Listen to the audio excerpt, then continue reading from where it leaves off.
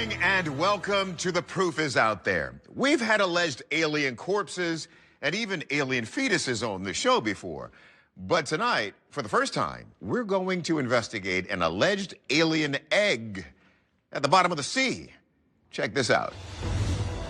It's August 30th, 2023, and researchers at the National Oceanic and Atmospheric Administration, or NOAA, are live streaming a mission to find new life in these unexplored waters off Alaska. The ship, the Okeanos Explorer, has sent a tricked-out ROV, or remotely operated vehicle, 2 miles down below the surface. And before long, the device's camera comes across this confounding sight. It's a strange golden orb resting on the Alaskan seafloor. Snap zoom, please. Okay, snapping. Its smooth, rounded texture looks almost egg-like. The scientists are dumbfounded, having never seen anything remotely like this before. Yeah, I don't know what to make of that. As we were coming across it, I was like, that looks pretty interesting. And I was like, ooh, I don't really know what that is. It's definitely got a big old hole in it, so something either tried to get in or tried to get out. It's like the beginning of a horror movie. Scientists from around the world watching the live stream are just as perplexed. I don't know what I'm looking at. What's the science chat saying? We're all over the place at the moment. When our collective knowledge can't identify it, that means it's something weird. Some scientists suggested that this could possibly be coral, but many believe that's highly improbable due to its smooth surface and lack of coral-like holes. Other researchers have shot down the idea that this could simply be a sponge due to its apparent fragility. Oh, soft dermal layer, okay. The closer we got, rather than getting more answers, I think we got more questions. So we ended up deciding to take a sample and bringing it back on board. The mysterious specimen is brought to the Smithsonian Museum of Natural History, where its identity remains a mystery to this day. Many are convinced that it is some type of USO, or unidentified submersible object. Is this something extraterrestrial in nature? Underwater ETs seem far-fetched? Well, there are those who believe that all life on Earth may have originated from an extraterrestrial source. Gerhardt points to a recently popularized theory in the scientific community called panspermia. Panspermia, which is the concept that the seeds of life are planted throughout the universe. Imagine a microorganic substance traveling through the cosmos on an asteroid. If such life forms can survive the pressures of outer space, then these essentially become the seeds of life on other planets. Many believers in panspermia suggest that at some point in history, these space seeds crashed into Earth's surface, leading to the development of life. Even us. Other theories picture the phenomenon as something more sinister, that these space seeds are dangerous and could contaminate our planet, spelling doom for all indigenous life. However, Gerhardt presents one more theory, that this still could be a creature of earthly origin that haunted these waters millennia ago. On May 18th, 2011, paleontologists working in the Tongass National Forest of southeast Alaska discovered the fossilized remains of a new species of thalattosaur, very strange aquatic reptiles that lived during the lower Triassic about 200 million years ago. Could this golden object be the egg of some unknown species of surviving dinosaur? Can organisms really survive in space? Well, tobacco seed samples were mounted outside a spacecraft for more than a year. After they were returned to Earth on the space shuttle, a quarter of them survived well enough to be grown as plants. Could this golden orb have spawned from a seed that was equally space-worthy?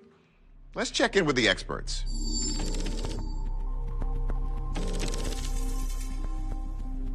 Biologist Floyd Hayes is extremely skeptical that this could be the egg of a recently discovered dinosaur. It's been suggested that this could be the egg of a thalattosaur, a group of marine reptiles that became extinct during the mid to late Jurassic. Even though they have found fossilized thalattosaurs up in Alaska, they couldn't possibly survive there today because reptiles are ectothermic or cold-blooded, which means they're not going to be able to maintain any body heat in the cold water off of Alaska. Marine biologist Shay Steingass explores the idea that this could possibly be something from off-world. The idea of panspermia is actually very biologically and evolutionarily unlikely. We typically think of organisms as fungi or animals or bacteria. But before that, there was actually something called the last universal common ancestor. And this was a creature of some sort that was the common ancestor for all life on Earth as we know it today. The last universal common ancestor was a single-cell bacterium-like organism that many scientists believe was the ancestor of all living things on Earth. This was essentially a cellular structure. We know that life on Earth evolved this way. It's actually very unlikely that the last universal common ancestor traveled from a different planet. In fact, new research suggests that this original organism may have generated on cracks in the ocean floor. So could this deep water orb represent the discovery of a new earthly species? I would guess this may be the egg casing of some kind of ocean animal because it's a very thin membrane that is attached to a rocky surface. And that gives an embryonic animal time to develop in a safe and static environment. But until there's molecular testing or genetic analysis of whatever this is, we don't know for sure. And that's part of the excitement of the ocean. There's always something new to find. Our verdict? We are leaning toward this being the egg of an undiscovered species. Our experts seem to agree that this is an eggshell or casing of some kind, but exactly what it is and where it came from remains unknown. This is exciting stuff, people. We may have witnessed the discovery of something profound in real time. Now we're going to move from the bottom of the ocean to the top of the world's highest peaks. From the Himalayas come stories of a hair-covered creature known as the Yeti, or abominable snowman. Some believe it's an ancient relative of humankind that survived to the modern era, and that this video is the best evidence yet that it really exists. 1992, the Himalayan mountains. Rumor spreads about a Belgian couple who were supposedly enjoying these majestic peaks on skis when they pull out a camera and capture this stunning footage. We see what appears to be a giant hairy bipedal monster traversing the mountainside. Field researcher Cliff Barrickman says this footage was quickly touted as proof of the mountain-dwelling Yeti. This footage was initially aired on a show on the United Paramount Network. A lot of people came out and said, oh, this looks very real. This older footage, which has recently found new life on the internet, remains mysterious, in part due to its nebulous sourcing. No one was quite sure where the Belgian skiing couple story came from, or if these were even the Himalayan mountains, an area that has been the epicenter of Yeti lore since early civilization. The Yeti, or abominable snowman, came on the radar of Western culture when people started trying to conquer Everest.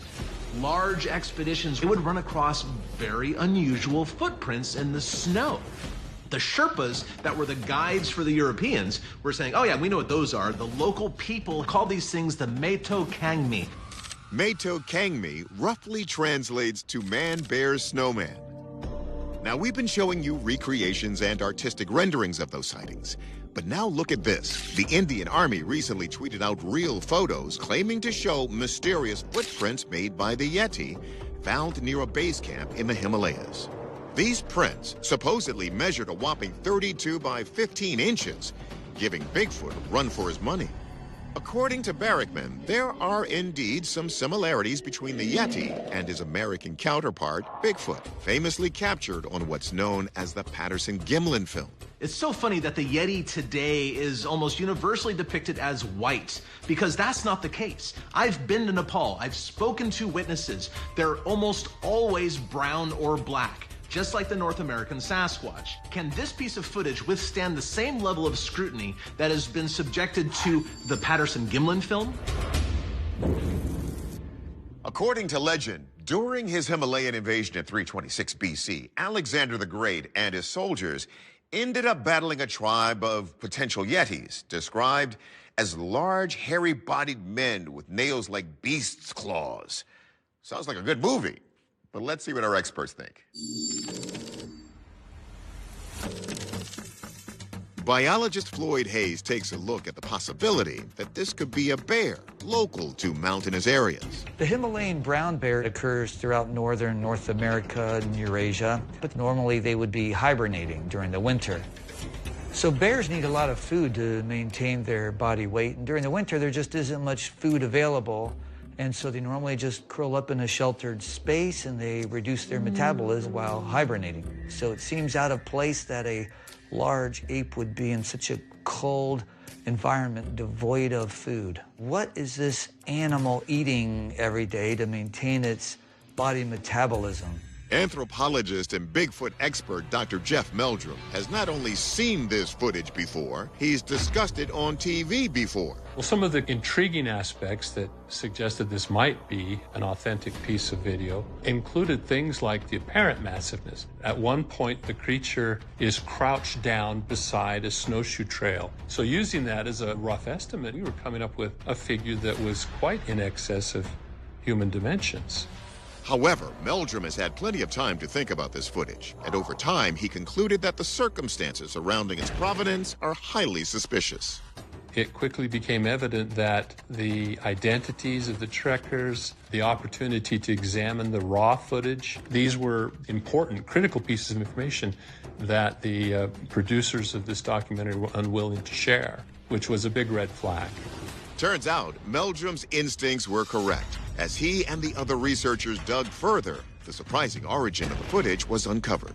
Later investigation revealed that this was a contrived piece of footage that was simply a teaser for the premiere episode of a fledgling documentary series. Unfortunately, some videos just are too good to be true. Our verdict? We agree with our experts. This is a hoax. It appears that this was just a man in a suit. However, those footprints discovered by the Indian Army remain a mystery. So there's still a chance the Yeti could be lurking in the Himalayan mountaintops as we speak. Some UFO sightings make the rounds on the internet. Some hit the local news, and others make headlines around the world, especially if the witnesses don't just report seeing something in the sky, but something on the ground, too. This next one falls in that third category, and you're about to see why. It's April 30th, 2023 at 11:49 p.m. in Las Vegas. A police officer whose name has not been disclosed is speaking with several individuals on a sidewalk when his body camera captures something unexpected. I don't know. Let's see that again. Zoomed in and slowed down. You see this green flash in the sky. The people have been blurred out, but the point of interest is this green object. The video in itself isn't anything too remarkable, but what happens next is really interesting. At around 12:30 a.m., a frantic call comes into the Las Vegas Metro Police 911 dispatch. A Las Vegas resident made a 911 call saying that there was some 100% not human being staring at him from his backyard. So there's two people or two subjects that are in your backyard? They're like 8 foot, 9 feet, 10 foot. They look like aliens to us. Big eyes. They have big eyes, like I can't explain it. And big mouth. They're shiny eyes, and 100% they're not human. Dispatch takes the call seriously enough that 2 officers respond. Body cams rolling as they roll up. What'd you see? It was like a big creature. A big creature? Yeah, like around 10 feet tall. The officers are aware of what happened in the sky an hour earlier. I'm not going to BS you guys. One of my partners said they saw something fall out of the sky too, so that's why I'm kind of curious. Did you see anything land in your backyard? The incident garnered national media attention, especially because it coincided with the biggest UFO news of 2023. These two incidents tie into a recent report from an Air Force official saying that the U.S. government has been going on retrieval missions to collect crashed UFOs to recover their bodies and study them. It's also worth noting that they're only about 80 miles from the famed Area 51, where most people believe these alien autopsies are taking place. Area 51 isn't the only secret base in Nevada. Area 52 is said to be a vast underground complex that can house up to 25,000 people. Area 6, a mysterious mile-long landing strip, is believed to be related to a top-secret fleet of drones. So, could this nearby close encounter have anything to do with yet another secret government program? First, we take the police body cam footage to our ace, video forensic analyst Michael Primo. So the Axon system is the most common type of surveillance camera that officers wear to capture their perspective. We noted no evidence of manipulation. These recordings were unlikely CGI. So what was it?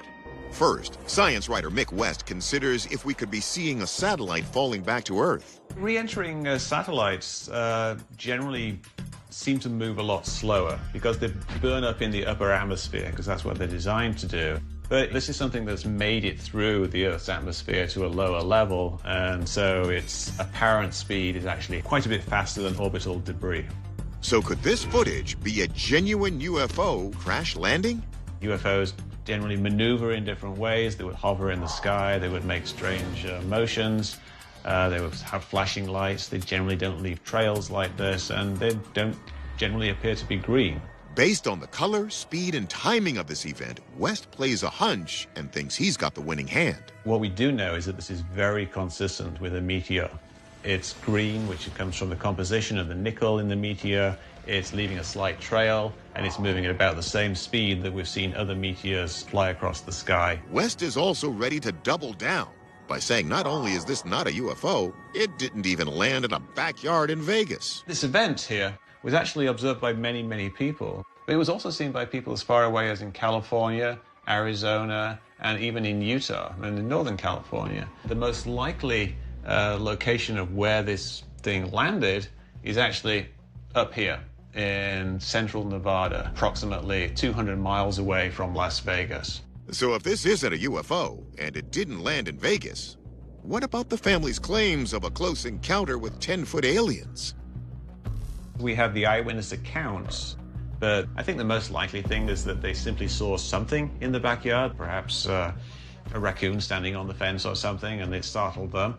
And then they ran back inside, called the cops, said there was some giant being in the backyard. And then we roll in the other story of the fireball being seen, and it becomes a thing. Our verdict, we believe that the green light in the video is a meteor, which was later confirmed by NASA's Planetary Defense Office. As for the family's alleged backyard encounter with aliens, the Las Vegas police ultimately closed their investigation into those claims as unfounded. Despite the abundance of UFO sightings, only a select few merit official investigation by the government. Even after those inquiries, sometimes questions remain, like this classic Kiwi case, which happened more than 45 years ago. December 1978, Kaikoura, New Zealand. A kind of plane called an argosy is carrying a TV crew in search of some weird flying objects encountered 10 days earlier by another cargo plane flying the same route from Wellington to Christchurch. Journalist Quentin Fogarty is covering the mission. On board, he reports that something strange is going on. We've just heard from Wellington radar that we've got an object about a mile behind us and it's following us. It's really getting a bit frightening up here. There's a whole formation of unidentified flying objects behind us. This unusual aerial activity is being filmed from the cockpit by videographer David Crockett, who was in his mid-40s at the time and is now retired. I put on a 200mm lens, and I was leaning over the co-pilot with a very heavy 16mm camera. You know, you're supposed to be on a tripod for that kind of lens. Crockett captures some shaky footage of a mysterious flying light in the near distance. And then, on the return trip, more mid-air madness. We're climbing out of Christchurch, and there it was right in front of us. And as soon as the argosy turned towards the object, the beeps came up on the aircraft radar. We climbed up to 14,000 feet, and it started moving to the right. It's by far the best of the unidentified flying objects we've seen so far. So it appears to be, well, like a flying saucer. In a single frame of film, Crockett captures what looks like an ampersand-shaped trail from the object. The footage is taken seriously enough that once the plane lands, the New Zealand Defense Force starts investigating. Journalist MJ Benaya says they proposed some theories for what these Kaiku'ura lights could be. The government speculated that this could be reflections of squid boats on the water. Fishing boats turned out to be the explanation in a story we previously brought you about strange lights filmed from the International Space Station. They also suggested that this could have been essentially Venus, the planet, rising in the night sky. Others think that these strange lights may have had a more covert origin. There was a lot of speculation that perhaps this was some sort of test vehicle for outer space missions that the New Zealand military was using, and that's why all the secrecy surrounding these lights was maintained. Now, 6 years earlier, there was another mysterious incident in the area. In 1972, a Kaiku'ura Coast resident reported seeing 3 similar hovering rays of bright lights going from right to left across the sky. Could they be the same ones seen in Crockett's video? Let's let our experts shine a light on this Kiwi conundrum. First, astronomer Mark D'Antonio explores why this object looks the way it does. You couldn't really get a very steady shot because the plane's always bouncing around. That will probably cause some of these objects to be blurred. Sometimes that orangey trace looks like a spot, sometimes it looks like an elongated object. Since the quality of the film makes it hard to get a good look, Rich Hoffman of the Scientific Coalition for UAP Studies considers the theory that this could just be scrambling squid boats. Think about a squid boat being in the water, and a plane probably up, several thousand feet, and the object was moving at 207 miles an hour. I don't know of any squid boats that move at 207 miles an hour. So if this isn't a boat in the sea, and Wellington Radar Control Tower operators confirmed that there were no other clearances for air traffic at all in the skies that night, could we be looking at a secret Cold War-era military aircraft flying through the night sky? If you have a radar signal being transmitted up and it bounces off of something solid, that's a pretty good indication that there is something solid there. And you're talking about a relatively slow type of craft when you're talking about 207 miles an hour. By comparison, most commercial planes have a cruising speed of around 500 miles per hour. So that seemingly rules out military aircraft. Then what about the theory that this could be a planet like Venus? Well, D'Antonio has done some research and has made a discovery. What I've done is I've set up a planetarium program to look at the New Zealand terrain exactly at that time of night when they were flying around. Now, Venus is either an early morning riser or it's an early setter at sunset. It's never going to be visible in the middle of the night like this. But lo and behold, here's Jupiter right there, just rising at this exact time they were flying. Looks to me like it could be Jupiter that they saw. Our verdict, this remains a genuine UFO. D'Antonio's theory that it's Jupiter is intriguing, but think about it. We know something was spotted on radar, and New Zealand officials say this object remains unexplained. If there were such a simple explanation, they probably would have said so, right? Super strength is something you usually see only in superhero movies. But does it exist among regular people who don't wear capes? This next video raises that question and some suspicions. It's August 2023 in Kanchanaburi, Thailand. A woman is walking along a dirt path when she witnesses something she just has to catch on camera. On one side of the tree-lined path stands a man bent under the weight of what looks like a gigantic boulder. The woman filming cautions him. He remains still, perhaps considering her warning. Then, in a spectacular display of strength, he secures the boulder with his arms and walks toward the camera. Journalist Erin McCarthy is wowed by just how big an undertaking this appears to be. This rock has to weigh hundreds and hundreds of pounds, and this guy doesn't seem to be like some kind of super athlete. and yet he's carrying it without all that much effort. The video cuts off before he unloads the boulder. But given the proper circumstances, some say it would be possible for him to lift it. There's a phenomenon known as hysterical strength, where in an emergency situation, people are capable of lifting incredible amounts of weight. And though the phenomenon is hard for scientists to study, there are plenty of stories of it happening.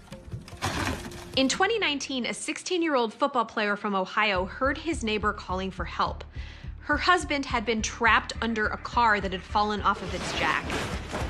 The football player was able to lift the 3,000-pound vehicle using just his forearms. There's another example from 2013 in which a man was trapped under his 3,000-pound tractor, and his 2 teenage daughters were able to lift it off of him. But there is one key difference between those examples and this video. This doesn't appear to be a life or death situation, which has led many to ask, does this man have superhuman strength? We've reported on incidents of superhuman strength before, but usually they involve men who look like this rather than men of average build. So could we really have people with super strength living among us? We ask our experts to do the heavy lifting. We begin by asking emergency medical physician Dr. Ed Hope if this could be an example of hysterical strength. In stressful situations, you do have access to more strength and speed, and that is because adrenaline gets released into your blood supply. This sends more blood to the muscles, increases your heart rate and your respiratory rate, and puts more glucose into the blood to get those muscles ready for action. But there is still an absolute limit. A rock of this size could weigh 2,000 pounds, so to carry it this way for such a sustained period would definitely exceed that limit. Yet, why can't humans shoulder this kind of weight when other animals can? For instance, ants can lift up to 20 times their own body weight. That would be like a human lifting 4,000 pounds, which we know is impossible. A lot of this comes down to scale, because relative strength decreases as size increases. Smaller creatures are able to lift proportionally more than larger ones. In fact, this very video is an example of what should be a body-crushing lift. If this was an actual rock that he was underneath, he would be completely crushed. So his spine would not be able to take that kind of weight, and collapsing down, it would break all his bones and rupture his organs too. It would probably be certain death for this chap. So, could this rock simply be lighter and less dense than it appears? There are rocks in nature that are very light. For example, there are rocks called pumice. These rocks are formed from volcanic gases and magma when it interacts with water. They have a lot of air bubbles inside. But Anderson isn't so sure that's what we're dealing with here. If you look at the rock in detail, there's a couple things that tell you that this is not a low-density rock. For example, there are not a lot of bubbles or holes in it from where you have the gases. The other thing is the color of it has light grays, light browns. Those don't match the colors that you would find in low-density rocks. Instead, Anderson thinks this is a lighter-than-it-looks rock of a different sort. The other idea would be that this is a man-made type of rock. For example, landscaping that you see in amusement parks, those rocks are all man-made. They have sort of the same composition and properties of those rocks, but they don't have the density of the crystals growing together.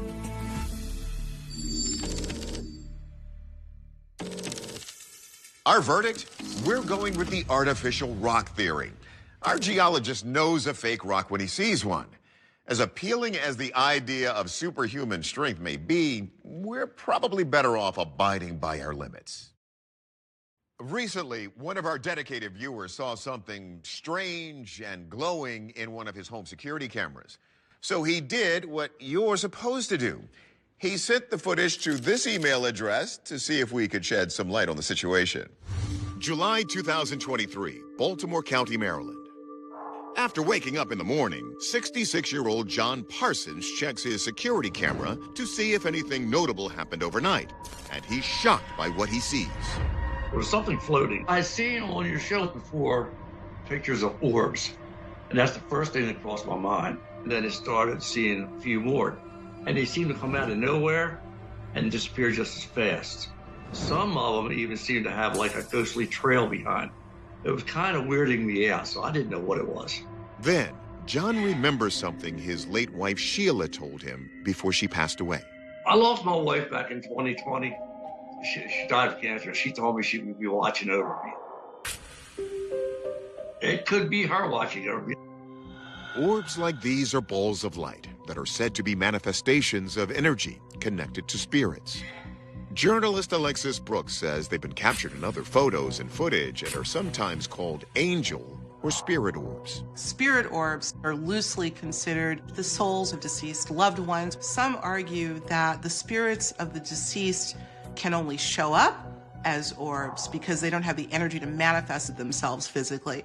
In 2013, Janice Whitmer of Nashville, Tennessee, allegedly captured several potential spirit orbs on her cell phone. She was actually in her mother's hospital room as she was passing away, and Janice saw images of what she refers to as angel orbs. I know it has to be angels. She clearly said that she felt that those orbs, as angels of light, had shown up to help her mother cross over. And about 500 miles west of where Janice saw this phenomenon, another strange ball of light has regularly been making appearances in the night sky. The orange basketball-sized orb first appeared in 1881 on a rural road in the northeast corner of Oklahoma. This orb, named interestingly after a former town named Hornet, is called the Hornet Spook Light. We do know it does exist, and it's still being seen by many people. Local legend asserts the Hornet Spook Light is the ghost of a murdered Osage chief. To this day, it remains a mystery. But will we be able to solve the case of the moving orbs in John Parsons' front yard? Let's have our experts round this up. First, an authenticity check. I began with analyzing the structural data using MEDX forensics. This is a pretty common type of surveillance technology, and there are no concerns with the source of the file. We can trace that structural data back to that application. Okay, so is it just something mundane, like an insect flying right in front of the lens? This object that's airborne in front of the camera may actually be very, very small, but when it's directly in front of the camera, it appears very large and out of focus. Still, physicist Dr. Matthew Shadagis isn't sure insects are the right fit. I don't think that these circles are insects because they're moving far too slowly, and I don't see any evidence of anatomical features. An insect should have like wings for these whitish, grayish spots we're looking at. Specks of dust are also commonly found on camera lenses. So is that what we're seeing instead? We're looking at objects that have more of a flat shape, whereas a piece of dust actually makes something look more spherical. The shape is a clue, as well as the trails, which I wouldn't expect from dust particles. Shadagis says the direction the orbs are moving is leading him to something else. Perhaps they're drops of moisture. The path of each appears to be very subtly curved, and I believe that that curvature is the curvature of the lens. Some of them go the opposite direction or side to side, but tiny droplets of water could be light enough to be blown by wind or affected by heat. It's possible, but Primo isn't so sure. Something that would be dripping onto the lens would demonstrate a gravity. It may actually take over the entirety of the lens. We're not seeing drops of water that are covering up and blurring out the whole lens. So what are these white orbs showing up on John's security camera? Could they actually be the spirit of his wife? It's tough to say what it is and where it came from without at least an inspection of the device. The identification is inconclusive. Our verdict: we can't seem to find a convincing explanation for this footage. So we have to call it an unidentified light phenomenon for now. There's also no surefire scientific way to prove it's a ghost. So in the absence of evidence, that's for you to decide. One of the most unusual UFO sightings from China happened in 1998, when, according to reports, 2 military jets intercepted a low-flying object that officials described as a short-legged mushroom emitting 2 beams of light. More than 2 decades later, another beam of light is making headlines. This time, it's in one of the country's largest industrial hubs. September 2021. It's a busy day on the streets of Shenyang, the capital of Liaoning province in northeast China. Bicyclists and pedestrians gather on an overpass by the city's exposition center, their commutes interrupted by a strange occurrence in the skies above. Passers-by pull out their smartphones, entranced by an electrifying beam of white and blue light that erupts like a tower in the clouds. This looks like something straight out of a sci-fi movie. Some people said that this was evidence of Chinese secret technology. There was speculation that these were alien craft. What makes this case even more intriguing? Beams of light are spotted shining throughout China, including this video from 2023 captured over the town of Xianjiang. It appears to show yet another encounter, documenting an aerial object bathed in golden light. It turns out China could be where we'll find clues to extraterrestrial life, especially since the completion of the world's largest single-dish radio telescope. At 500 meters wide, it's nicknamed Tianyan, which means Eye of Heaven. But maybe they don't need to look so far away. Let's ask the experts. First, we turn to visual effects designer Mark D'Antonio to analyze the authenticity of the viral video. The question is, could this be faked if necessary? Well, at this day and age, you could fake anything, but there are people watching this phenomenon and photographing it. So it's definitely something that's there. So if it's real, could it be a hologram? Holograms are three-dimensional images generated by lasers that appear to reflect real physical objects. But when it comes to creating them, size matters. So let's say this was a hologram. What size is this? This is major size here. This has to be hundreds of feet across and hundreds of feet tall. But this isn't Star Wars, where holograms can show as a 3D object. It would be too complex to create it as a hologram as we understand holograms today. So does that mean that alien technology can be completely ruled out as a contributing factor? Meteorologist Juan Hernandez says he's confident that it can and should be. Obviously, it is a beam of light. Now, is it pulling people away out of this world? I don't see any humans. I don't see any objects that are flowing up into the sky. I think this is a meteorological phenomenon. It just so happens that we are a couple hundred feet from a river, which leads me to believe what we're looking at is a fog bank that has developed this morning. We had temperatures in the low 70s, calm winds, which usually lead to fog, especially around rivers. D'Antonio adds that instead of an alien ship beaming down a shaft of energy, the natural elements are creating an optical illusion. What we are seeing is actually a much more common source of light through the hazy fog. This is sunlight in a fog bank. The light gets dispersed a little and then comes to the eyes of the people watching down here. What they're seeing is a glow in the fog. But hang on. Look at those rows of rectangles. That's not just sunlight coming through fog, right? It would have to be reflecting off something. But what? What we're looking at is a light reflection from a building. He's right. As you can see in this footage from the same angle, the reflection is actually the edge of one of the buildings from the Shenyang Expo Center. There is a curtain that is preventing us from seeing what's behind the fog.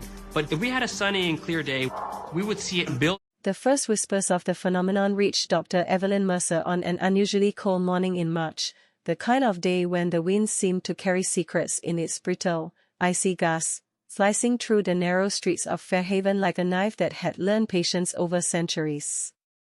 She had barely finished her coffee when the alert ping from her secure lab network caught her attention, a stark red bleed blinking insistently on the otherwise serene interface, a warning she had been trained to both fear and revere. Unidentified aerial object detected, remote northern coordinates, immediate analysis recommended. Evelyn's pulse quickened, the kind of exhilaration that scientists live for, though tempered by the gnawing anxiety that every discovery brought, the risk of ridicule, the threat of discovery by less scrupulous actors, and the weight of knowing that once something was recorded, once it existed in the annals of human knowledge, it could never be erased. She pulled on her thick, insulated coat, the worn leather straps of her backpack digging into her shoulders as she rushed to the small research plane waiting at the edge of the Fairhaven airstrip, the engine's low hum vibrating through her bones, echoing the deep rhythm of anticipation that had been beating in her chest ever since she first heard the initial reports. The flight northward was turbulent, clouds gathered in erratic, almost sinister patterns, their shadows playing tricks on her mind, flickering against the landscape below in ways that made her feel as if the world itself were alive, breathing, watching. By the time she reached the coordinates, a remote valley nestled between jagged mountain ridges, the sun had begun to dip behind the peaks, casting long, molten gold shadows that danced across the frozen tundra. The valley, known only to a handful of cartographers and satellite researchers, was inaccessible by standard vehicles, a place where snow drifts formed natural labyrinths and the wind carried a biting chill that seemed capable of freezing the marrow in one's bones. As she stepped off the plane, the crunch of snow under her boots was deafening in the eerie silence, a sound amplified by the valley walls and yet strangely hollow, as if the land itself were aware of her intrusion. Her eyes were drawn immediately to a shimmering object partially buried in the snow, a spherical form glowing with a golden iridescence that defied conventional physics, reflecting the dying light in a way that made it appear almost alive, pulsating gently as though it had a heartbeat of its own. She crouched beside it, her gloved hands hovering over the surface without touching, documenting every angle with her camera drone, careful not to contaminate the sight. The orb, unlike anything in terrestrial materials science, emitted faint electromagnetic pulses, subtle enough to be nearly imperceptible but enough to interfere with her instruments, creating ghostly readings that danced across the screens in chaotic patterns. She noted these anomalies meticulously, the kind of meticulousness that had won her both accolades and the ire of more dismissive colleagues, those who still clung stubbornly to the belief that humanity had yet to encounter anything that could truly redefine its understanding of the cosmos. Suddenly, a movement in the periphery caught her attention, a low, guttural sound, half growl, half exhale, reverberating through the frozen air, accompanied by the crunch of heavy footsteps that did not belong to any human or known animal. Her heart thudded with a primal awareness, the fight-or-flight instincts honed by years of field research kicking in as she scanned the terrain, the shadowy outlines of enormous figures barely discernible against the fading twilight. Then she saw it, the Yeti, or whatever local legend had called it for centuries, standing upright, muscles taut, eyes gleaming with an intelligence that made her question everything she thought she knew about the creature. It was larger than the accounts, towering, covered in coarse, silvery fur that seemed to shimmer with the last rays of sunlight, and yet there was a grace to its movements, a deliberateness that spoke of a creature that had survived eons, unseen, undisturbed, and now curious, cautious, evaluating her as much as she was evaluating it. Evelyn's breath hitched, a mixture of fear and awe, her scientific mind racing to balance observation with the undeniable spike of adrenaline coursing through her veins. The Yeti did not attack, it merely watched, tilting its head, sniffing the air, and in those moments, Evelyn felt a strange connection, as though the orb and the creature were linked in ways she could not yet comprehend, a symbiosis that transcended the simple predator-prey dynamics of the natural world. She reached for her portable spectrometer, documenting the biochemical signature of the creature from a safe distance, every motion deliberate, careful not to provoke, yet knowing that she had to capture the data before darkness swallowed the valley entirely. Then, as if the creature had decided that its curiosity was satisfied, it turned and moved toward a series of jagged rocks near the orb, nudging it with massive hands in a gesture that was oddly gentle, almost reverent. Evelyn's mind reeled, the creature, mythic in human imagination, interacting with an extraterrestrial artifact, a golden orb of indeterminate origin, potentially carrying information, technology, or even consciousness, a link between the terrestrial and the cosmic that could shatter established paradigms of science, religion, and philosophy alike. She recorded everything, her fingers numb from cold, her focus absolute, knowing that any lapse could mean the loss of the most significant discovery of her career, perhaps of the century. Hours seemed to pass in minutes as she observed, noting the way the orb responded to the creature's touch, subtle shifts in luminescence, changes in electromagnetic output, faint pulses that could indicate communication or energy transfer. The Yeti, aware of her presence but unthreatened, finally retreated into the forested slope, leaving Evelyn alone with the orb, the silence of the valley enveloping her, broken only by the faint hum of her equipment and the distant call of a lone bird, a sound that seemed impossibly loud in the vast emptiness. She set up a temporary containment array, energy barriers designed to shield the orb and maintain its anomalous emissions within measurable parameters, her hands moving with trained precision despite the fatigue creeping into her limbs, the cold gnawing through her insulated layers.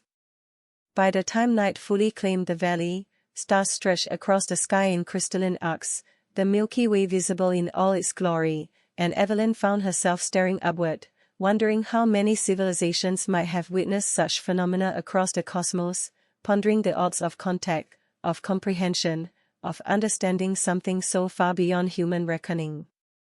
Her radio crackled suddenly, breaking the contemplative silence. "Dr. Mercer, this is Control. We've got eyes on your location. What's the situation?" Her voice was steady, professional, though laced with an excitement that was impossible to hide. "Control, you need to see this for yourselves. Coordinates uploaded. I have a living subject and an unknown artifact. You want eyes on this immediately." The response was a moment of static, then a tense acknowledgement. "Understood. Proceed with caution. Extraction team en route." As she spoke, Evelyn's gaze fell back on the orb, its golden glow faintly illuminating the snow around it, the subtle pulse syncing almost imperceptibly with the rhythm of her own heartbeat. The interplay of light and shadow on the surrounding rock formations created a surreal, almost painterly landscape, a scene that belonged as much to myth as to reality, a convergence of the extraordinary and the quotidian that left her both awed and unnerved. In those moments, Evelyn reflected on the road that had led her here, decades of academic pursuit, endless nights in laboratories, the skepticism of peers, the thrill of field expeditions to the most inhospitable places on Earth, all culminating in this singular instant where science, legend, and the inexplicable intersected. She contemplated the implications of her documentation, the potential for her findings to ignite debates across disciplines, to challenge entrenched beliefs, to inspire or provoke fear. And yet, despite the magnitude of what lay before her, there was a simple, human wonder that overrode everything, the sense of being present at the frontier of discovery, of witnessing the impossible made tangible, of standing in the presence of the unknown and surviving, momentarily, to tell the tale. She spent the remainder of the night meticulously cataloging observations, taking hundreds of readings, adjusting equipment, and ensuring the orb remained stable, her fingers stiff and numb, her eyes bloodshot from strain but unyielding in focus. As the first hints of dawn tinted the horizon with a soft, pinkish hue, Evelyn knew that the coming hours would require both patience and precision.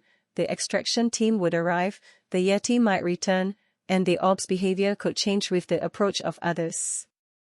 She felt a thrill of anticipation mingled with a profound respect for forces far beyond human control, understanding that this was not merely a scientific encounter but a deeply personal one, a moment that would remain etched in memory long after the immediate danger and excitement had faded.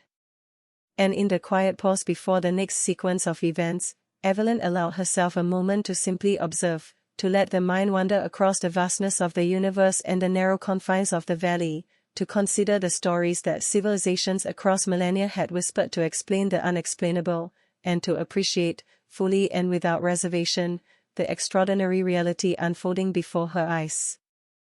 The extraction team arrived under a canopy of grey, storm-tossed clouds that seemed almost sentient, curling and folding in unnatural patterns above the northern valley as if they too were curious, apprehensive, or perhaps even warning of the events that were about to unfold. Their vehicles, armored, technologically advanced, and bristling with sensors, rumbled over the uneven terrain with precision that spoke of countless rehearsals, yet each member's eyes betrayed the same mixture of awe and uncertainty that Dr. Evelyn Mercer had felt upon first laying eyes on the orb and the enigmatic creature it seemed so inexplicably connected to.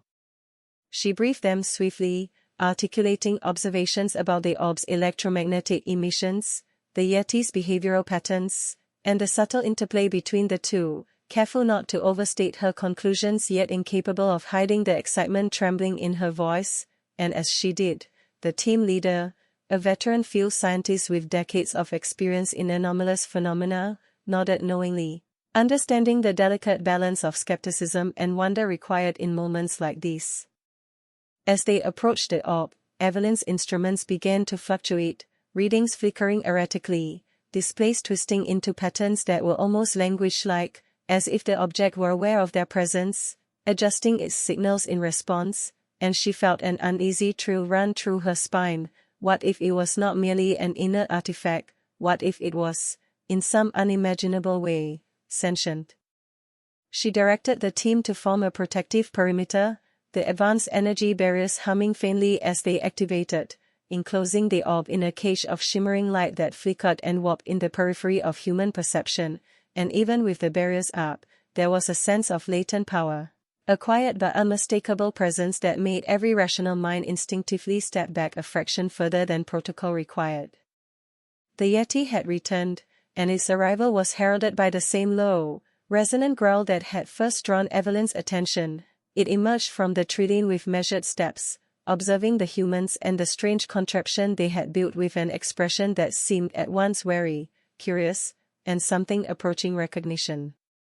Evelyn's heart pounded, a mix of exhilaration and concern. She knew that any misstep could provoke a response, and yet she could not tear her eyes away, fascinated by the creature's apparent intelligence and the unspoken understanding that seemed to pass between it and the orb. The Yeti approached the barrier, reaching out with a massive, fur-covered hand, and the orb responded with a faint, harmonic pulse that caused the air around it to shimmer as though the very fabric of reality had been subtly disturbed. Members of the extraction team held their breath, watching the delicate exchange, cameras recording every detail, sensors capturing every nuance, yet all of them aware that what they were witnessing defied the explanatory power of any terrestrial science. As the minutes stretched into what felt like hours, the Yeti finally retreated slightly, raising its head and letting out a prolonged, mournful exhale, and in that moment, Evelyn understood that this was not merely an encounter of curiosity or instinct, but of communication, perhaps the first real dialogue between species separated not just by biology but by worlds. She moved closer, careful to maintain the barrier's safety parameters, and began to vocalize a series of calibrated sounds, a human attempt at initiating interaction, and astonishingly, the orb responded, its glow fluctuating in a rhythm that corresponded to the cadence of her voice, subtle but undeniable, a luminous Morse code of otherworldly origin. The team scrambled to recalibrate their instruments to record this phenomenon, every device struggling to capture the orb's dynamic energy signatures, the electromagnetic fields twisting in spirals and lattices that no one had ever observed, while the Yeti remained just outside the barrier, eyes gleaming, watching, seemingly attentive to both the humans and the artifact, its massive form tense but restrained, a sentinel of a secret that stretched beyond the confines of Earth itself. Hours passed, with exchanges that were at once delicate and astonishing, Evelyn carefully documenting how the orb's luminescence pulsed in response to both sound and gesture, how the Yeti mirrored some of her motions, and how subtle shifts in temperature, light, and electromagnetic intensity seemed to form a complex pattern, as if a language were emerging before their very eyes, a bridge between the alien and the terrestrial, a cipher that, if decoded, could redefine human understanding of life, intelligence, and the cosmos. At one point, as the team adjusted their senses, a sudden surge of energy radiated from the orb, knocking some of the portable equipment offline, causing lights to flicker and instruments to spike, and Evelyn instinctively leapt forward, stabilizing the containment array while shouting instructions, the air crackling with a palpable charge. the storm above responding with a low rumble that seemed almost in sympathy with the orb's output. In that brief but intense moment, the Yeti stepped forward, brushing its massive hand against the protective barrier in what appeared to be a gesture of reassurance, or perhaps a warning. The orb pulsed in golden waves, a soothing cadence that rippled through the frozen valley, and the team felt an almost imperceptible warmth despite the sub-zero temperatures, as if the artifact itself was extending a form of comprehension, of communication, beyond mere observation. Evelyn's mind raced, every possible theory, from quantum entanglement to exotic energy transference, swirled through her consciousness, yet none could fully explain the phenomena before her, and she realized with a mixture of awe and dread that she was witnessing the living proof of something utterly unprecedented, something that might forever alter the trajectory of science and mythology alike. The extraction leader, normally stoic, could not conceal a tremor of excitement as he muttered under his breath, "We are standing on the threshold of something far greater than any of us imagined, far beyond." Evelyn nodded, silently agreeing, but internally, she was already thinking several steps ahead: how to maintain security, how to protect the artifact from exploitation, how to study it without causing harm, and how to interpret the Yeti's behavior in a way that respected its intelligence and autonomy. The team began methodical documentation, from chemical analysis of the surrounding snow, which showed traces of elements not yet catalogued on Earth, to spectral scanning of the orb's surface, which revealed shifting molecular patterns that appeared to be self-reconfiguring, hinting at a technology or biology so advanced it seemed impossible, yet undeniably real. As night fell again, with stars piercing the sky in blinding clarity, the valley transformed into a theater of the extraordinary, the orb casting ethereal light across the snow, the Yeti watching silently, the humans moving with a careful choreography of observation and respect, and Evelyn at the center, the nexus of curiosity, wonder, and scientific rigor, fully aware that what she recorded in the coming hours would shape the world's understanding of life and intelligence for decades, if not centuries, to come. Then, just as the team was preparing to initiate controlled transport protocols, the orb emitted a sudden, intense flash, golden and blinding, filling the valley with a radiance that seemed almost sentient, and in that moment, Evelyn felt an overwhelming presence in her mind, a rush of images and sensations that were not her own, vast landscapes of alien worlds, intricate networks of energy and consciousness, and beings of unimaginable form, all connected in a tapestry of existence that spanned galaxies. The Yeti responded instinctively, leaning closer to the orb, its massive body tense but calm, as though it understood and welcomed the influx of knowledge, and Evelyn, caught between fear and awe, realized that she was witnessing not just contact, but a sharing of awareness, the crossing of boundaries that had never before been breached. When the light finally subsided, leaving a golden shimmer in its wake, Evelyn and the team were left shaken, their instruments whirling with data that defied immediate interpretation, and the Yeti had retreated into the shadows, leaving the orb suspended in the containment array, glowing softly, a silent testament to what had just occurred. Evelyn took a deep breath, aware of the historic gravity of the moment, and began methodically documenting every detail of the encounter: the behavioral patterns, the orb's responses, the environmental fluctuations, and the unmistakable evidence of sentience, knowing that every observation could hold a key to understanding, but that comprehension itself might take years, decades, or even longer.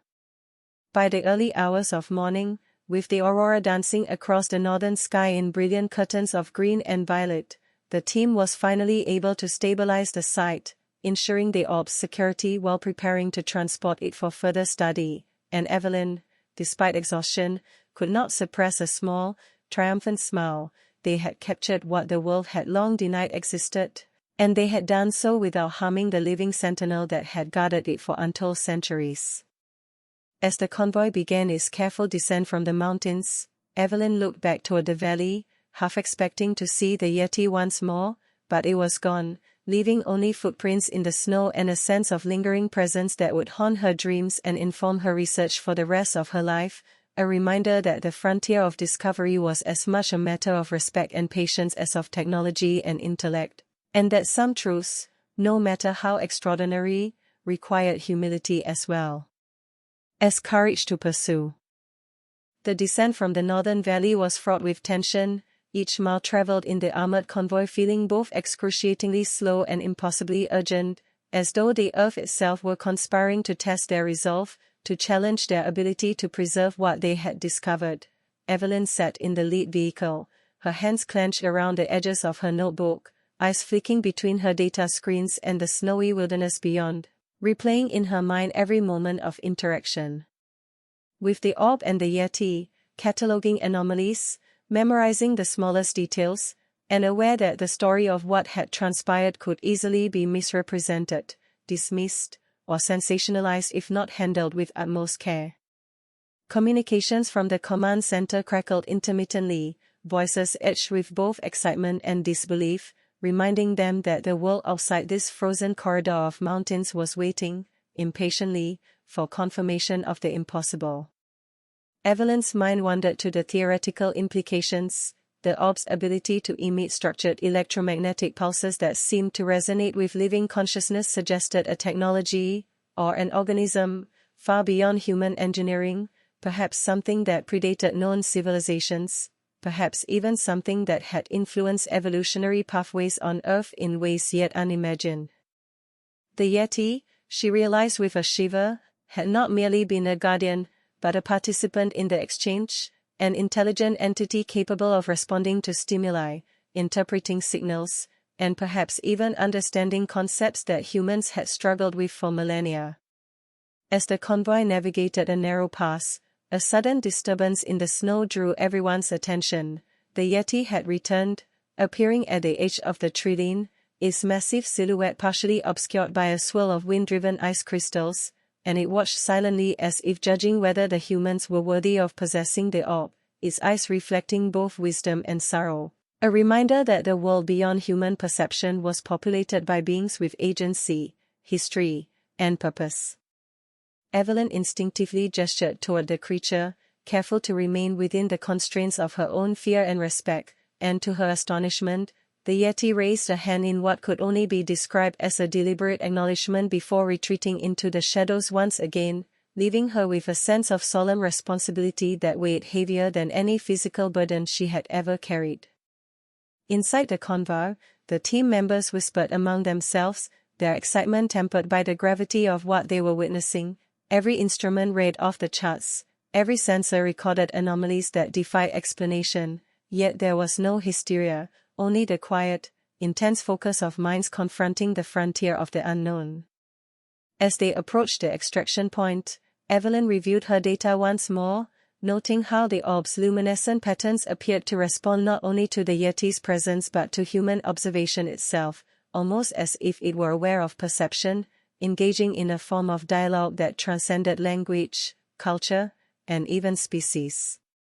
The questions that sprang unbidden to her mind were both exhilarating and terrifying. Had this artifact been responsible for the legends that humans had whispered about for centuries?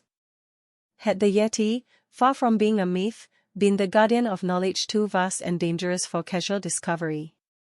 And, most urgently, what would happen once the orb was transported into human hands, studied under conditions far removed from its natural environment? These thoughts were interrupted by a sudden, sharp alert from the convoy's security systems, multiple heat signatures approaching rapidly from the mountainside, far too coordinated to be wild animals, and Evelyn's pulse quickened as the team sprang into action, activating defensive protocols, preparing non-lethal deterrents, and bracing for the possibility that others, governmental or otherwise, might have arrived, drawn by sensors, satellite intelligence, or mere rumor. The tension in the air was electric, the frozen landscape illuminated intermittently by the golden glow of the orb, which pulsed in synchronization with Evelyn's heartbeat, a phenomenon that she noted with meticulous care, suspecting that some form of biofeedback or consciousness link might exist between the object and her own neurological activity. The approaching figures materialized through the icy mist, cloaked individuals, their movements precise, their purpose unmistakably tactical, and Evelyn realized with a sinking certainty that they were not mere observers but operatives with their own agenda, an agenda that might not align with scientific inquiry or ethical stewardship. A tense standoff ensued, each party gauging the other, sensors tracking movement, electromagnetic readings spiking unpredictably, and all the while, the orbs pulsing intensified, bathing the scene in golden light that seemed to resonate with the moral and intellectual weight of the moment. Evelyn knew that she had to act decisively. She coordinated her team, initiating a controlled retreat toward a secondary extraction point she had previously scouted, relying on every ounce of field expertise accumulated over decades of high-stakes research, and all the while documenting the responses of the orb and its apparent influence over both the Yeti and the approaching operatives. As they moved, the Yeti reappeared, following at a measured distance, seemingly unwilling to interfere but unwilling to leave the artifact unguarded. Its presence was a constant reminder of the delicate balance between human ambition and the stewardship of forces far older and wiser than themselves. The convoy maneuvered through treacherous terrain, snow and ice threatening to slow progress, yet every step was executed with precision born of urgency and experience. Evelyn monitored the orb's energy fluctuations, noting a subtle increase in frequency that coincided with proximity to the operatives, almost as if it were preparing itself for an encounter, and she instinctively realized that the artifact was not merely reactive but proactive, capable of sensing potential threats and adjusting its output in anticipation. Hours stretched into an unbroken vigil as the night deepened, the aurora dancing overhead in vibrant greens and purples, a cosmic display that seemed to underscore the gravity of their mission. Evelyn's thoughts wandered to humanity's place in the universe, the countless civilizations that may have risen and fallen without ever glimpsing such phenomena, and the ethical questions that would inevitably arise once the orb's nature was fully understood. At one point, the operatives attempted to engage the convoy, testing defensive systems, and the orb responded with a sudden surge of energy that disrupted communications and temporarily disabled electronic systems within a small radius, a phenomenon both alarming and protective, demonstrating a level of sophistication and intentionality that left the team in awe. Evelyn recorded every detail, aware that this encounter, combining extraterrestrial artifact, sentient cryptid, and human operatives, was unprecedented, a convergence of variables that could define a new chapter in the annals of exploration, discovery, and interspecies communication. The standoff eventually de-escalated as the operatives, perhaps deterred by the orb's electromagnetic discharge or uncertain of the Yeti's intentions, retreated, leaving the convoy to continue its journey toward the extraction site, the tension easing slightly but the knowledge that this was only the beginning weighing heavily on all present. In the quiet aftermath, Evelyn allowed herself a moment of reflection. The Yeti had not interfered, the orb had protected itself without human intervention, and the team had survived an encounter that could have ended disastrously. Lessons in both humility and wonder etched indelibly into their consciousness. As dawn broke over the frozen peaks, casting pale light across the convoy and illuminating the orb's golden glow in a new spectrum of brilliance, Evelyn understood that their responsibility was only beginning, to study without exploitation, to observe without interference, and to ensure that this bridge between worlds, this fragile, luminous testament to the unknown, was honored, preserved, and understood to the fullest extent possible. And in that moment, as she looked back toward the valley they had left behind, she sensed, rather than saw, the Yeti's presence one final time, a silent guardian watching over the secrets of the mountains and the golden orb, a living reminder that some knowledge demanded patience, respect, and a recognition that humanity was only one small part of a vast, interconnected cosmos whose mysteries stretched far beyond comprehension. The convoy pressed on, every mile a testament to endurance, skill, and cautious optimism, and Evelyn felt the dual weight of triumph and trepidation settling into her bones, aware that what lay ahead, analysis, interpretation, and eventual revelation to the wider world, would require not only intellect and courage but wisdom, diplomacy, and a profound understanding of forces far greater than themselves. The orb remained at the center of their focus, radiant and enigmatic, a silent sentinel bridging the terrestrial and the extraterrestrial, while the memory of the Yeti's measured, sentient gaze haunted their thoughts, a reminder that some truths were alive, and that in revealing them, humanity would forever change, for better or worse, the way it perceived its place in the universe. Throughout the long day, Evelyn and her team meticulously documented every reaction, every fluctuation of the orb, noting patterns that hinted at a hidden intelligence, a logic that transcended human understanding, and she felt a quiet exhilaration, tempered by a recognition of responsibility. In their hands lay not merely an artifact, but the potential rewriting of history, science, and the story of life itself.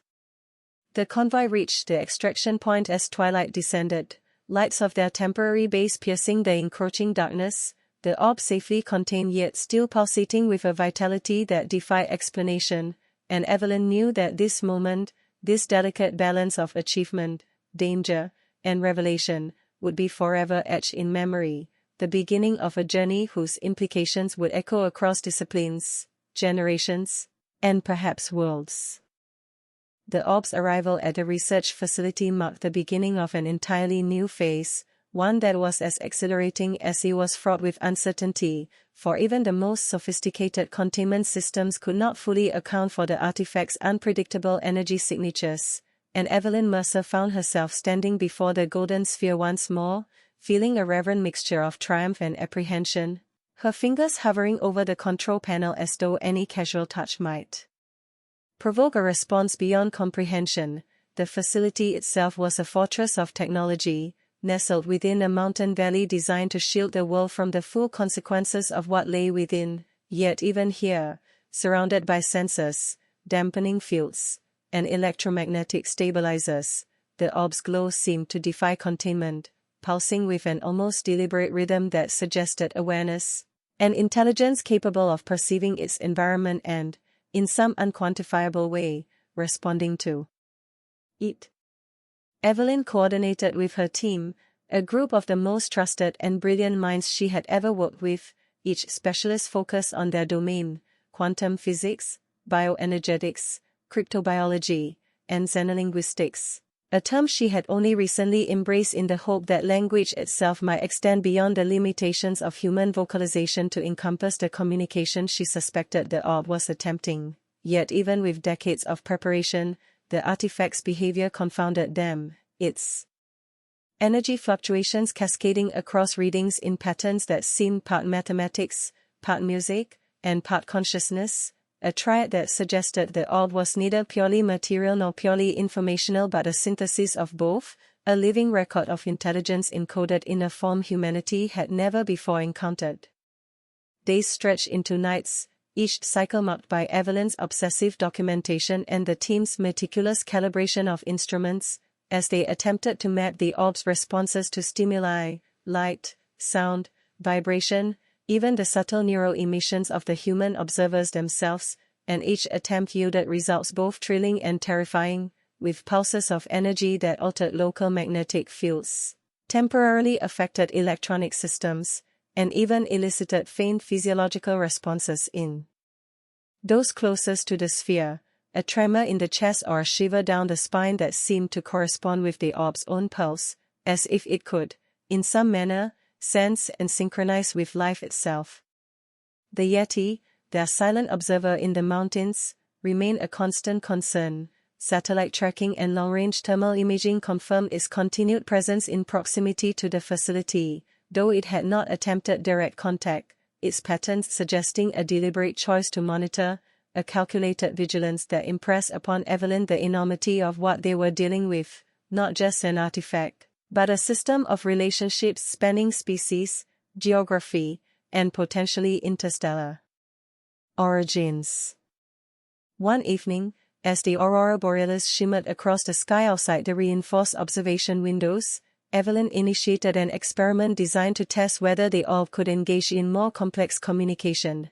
She modulated electromagnetic pulses in a structured sequence, essentially posing a question to the artifact, and watched in awe as its glow shifted, fluctuating in intensity and hue, then stabilized in a pattern that appeared almost grammatical, a repetition of light and frequency that suggested response rather than random emission.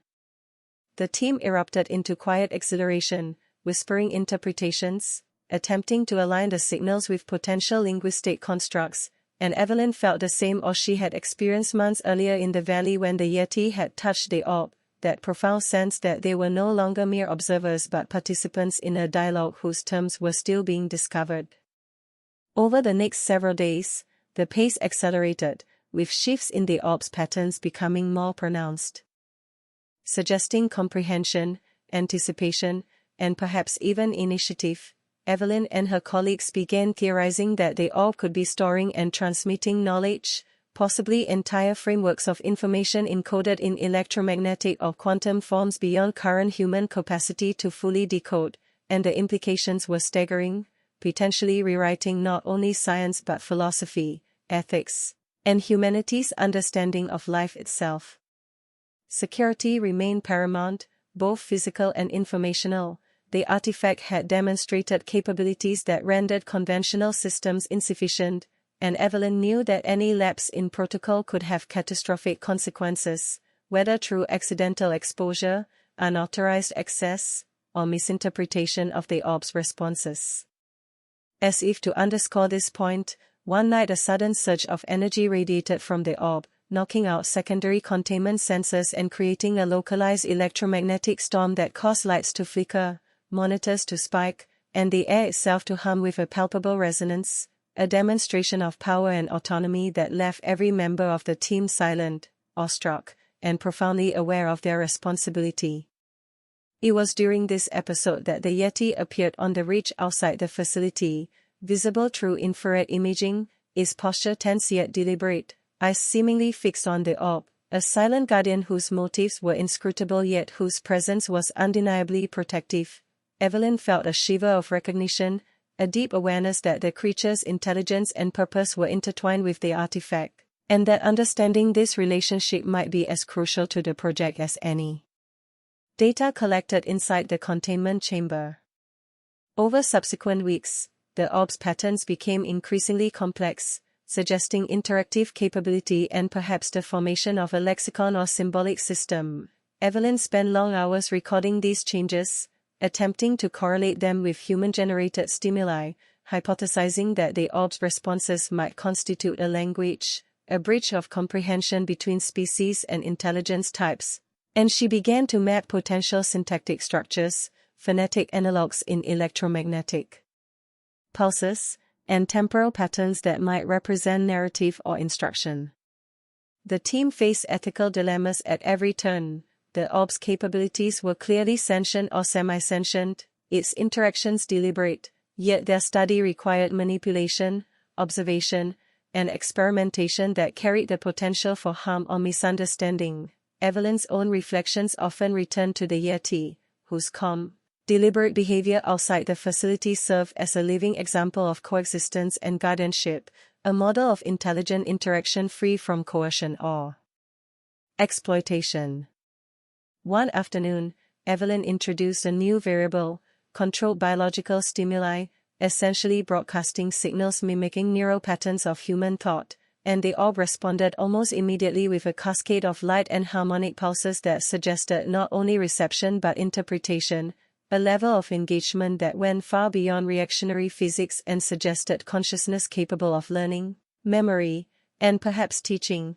The team's excitement was tempered by the realization that they were dealing with intelligence potentially millions of years advanced in ways they could barely comprehend, a being or system whose knowledge could reshape humanity's understanding of the universe. As the days progressed, the Yeti remained on watch, its movements now more discernible through high-resolution satellite imaging, showing signs of strategic positioning, deliberate observation, and perhaps even decision-making informed by an understanding of the orb's needs or the team's intentions.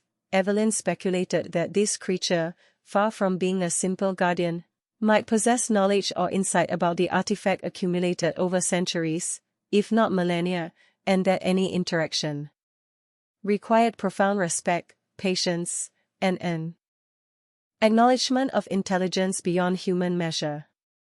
Meanwhile, the orb continued to pulse, each surge of energy both a communication and a warning, a display of capabilities that demanded careful study. The team developed increasingly sophisticated algorithms to track its patterns, attempting to anticipate responses and to model potential outcomes, aware that even a single misinterpretation could have catastrophic consequences, whether physical, psychological, or ethical.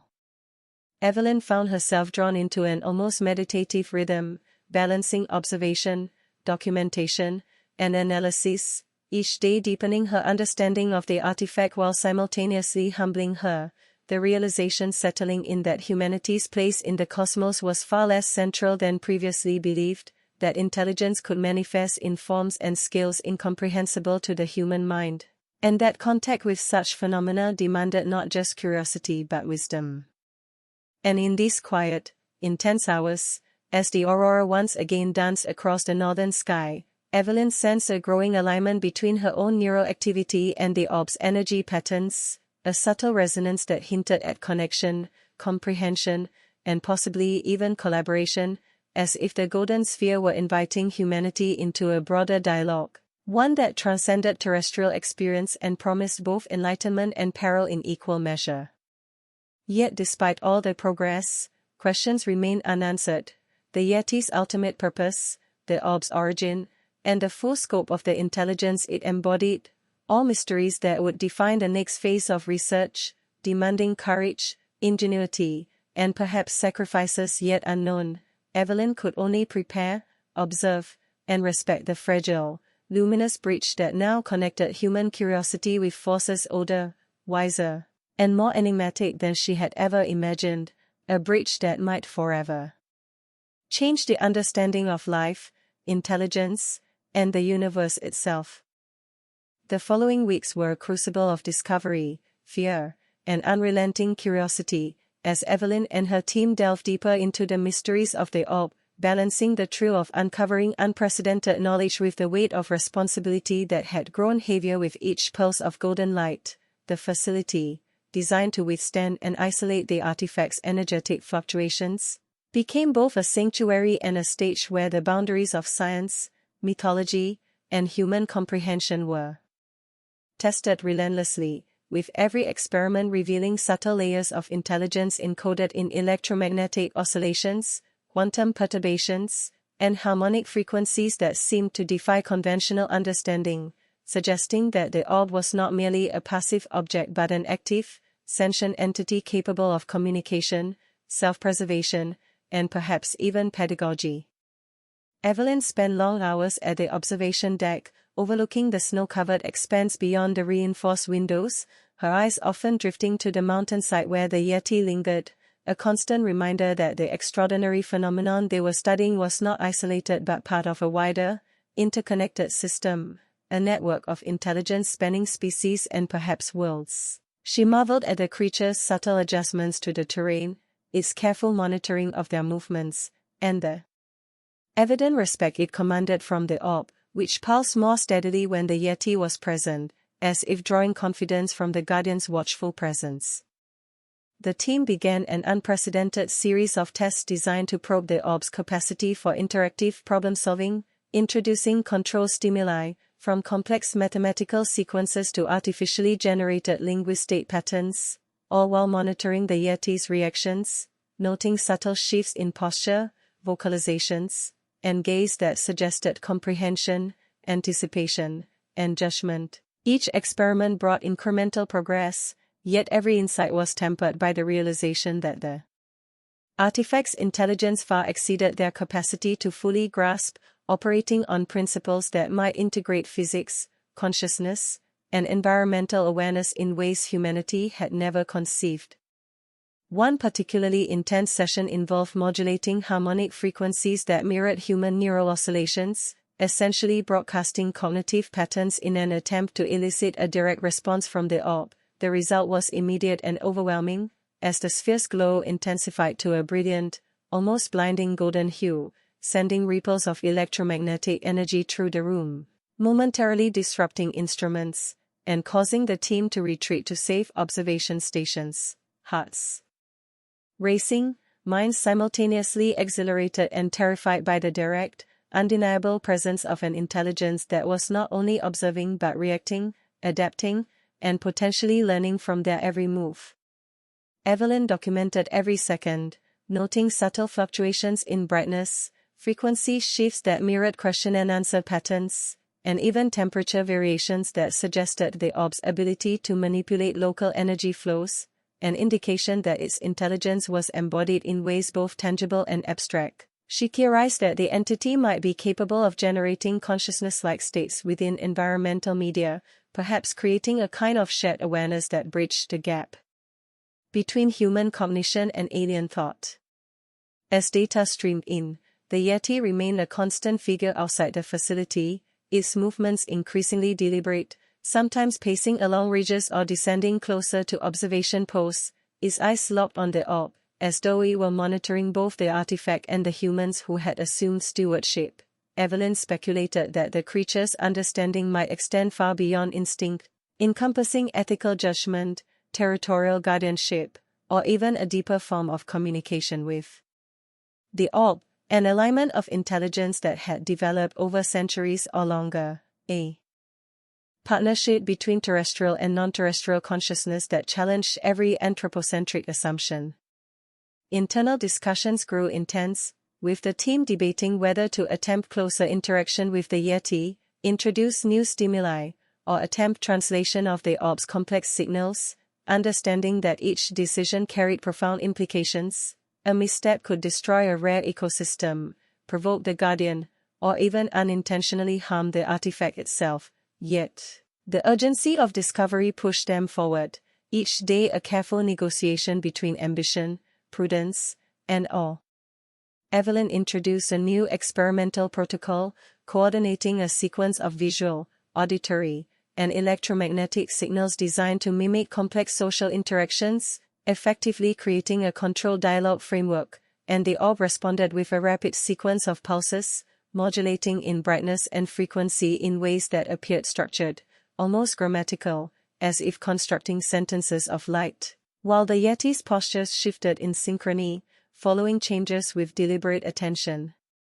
Occasionally emitting low, resonant vocalizations that harmonized with the orb's output, suggesting layered communication across species and mediums, a triadic interface that was beyond any language she had studied.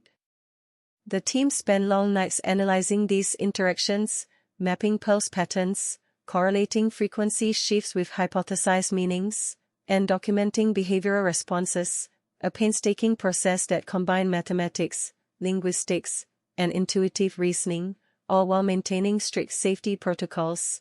Evelyn found herself haunted by the sense that they were on the verge of comprehension, yet fully aware that a single misinterpretation could lead to disastrous consequences, either through accidental damage to the artifact, miscommunication with the Yeti, or unintended environmental disruption.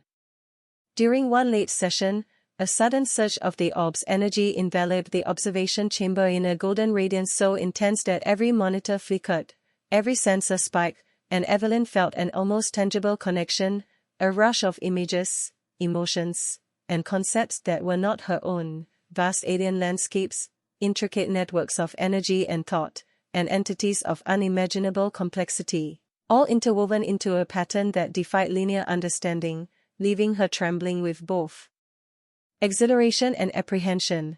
The Yeti outside seemed to respond instinctively, leaning closer, muscles taut, as though absorbing, processing, and protecting the shared flow of information.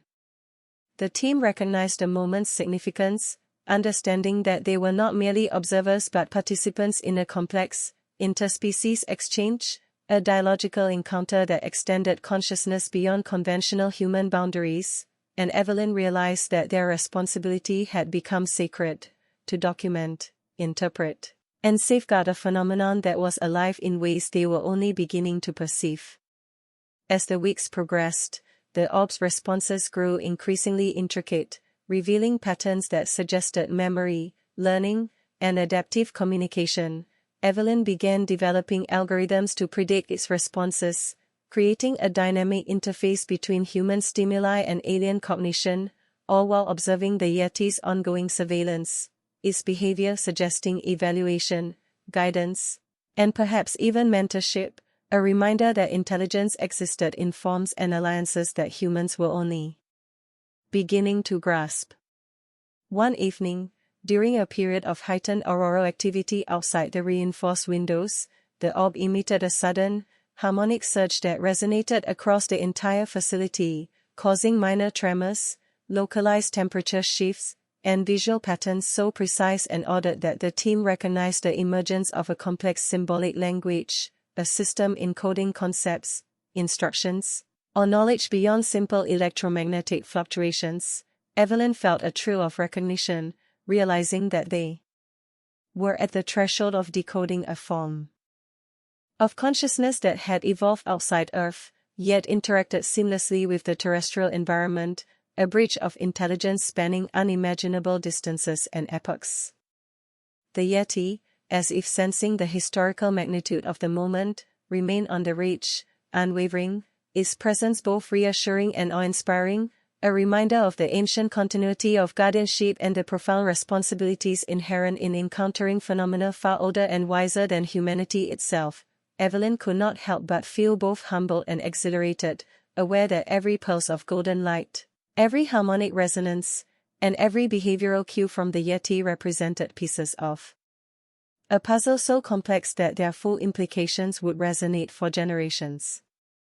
And as night deepened, with the aurora shimmering overhead in magnificent curtains of green, purple, and gold, Evelyn and her team continued their meticulous work, recording, analyzing, and reflecting on the unprecedented interactions between human intelligence, extraterrestrial artifact, and cryptid guardian, fully aware that they were witnessing a paradigm-shifting convergence of species, consciousness, and knowledge, a phenomenon that might forever redefine humanity's understanding of life, intelligence, and the universe itself, a luminous, living testament to the extraordinary, fragile, and interconnected web of existence that span both the known and the unfathomable.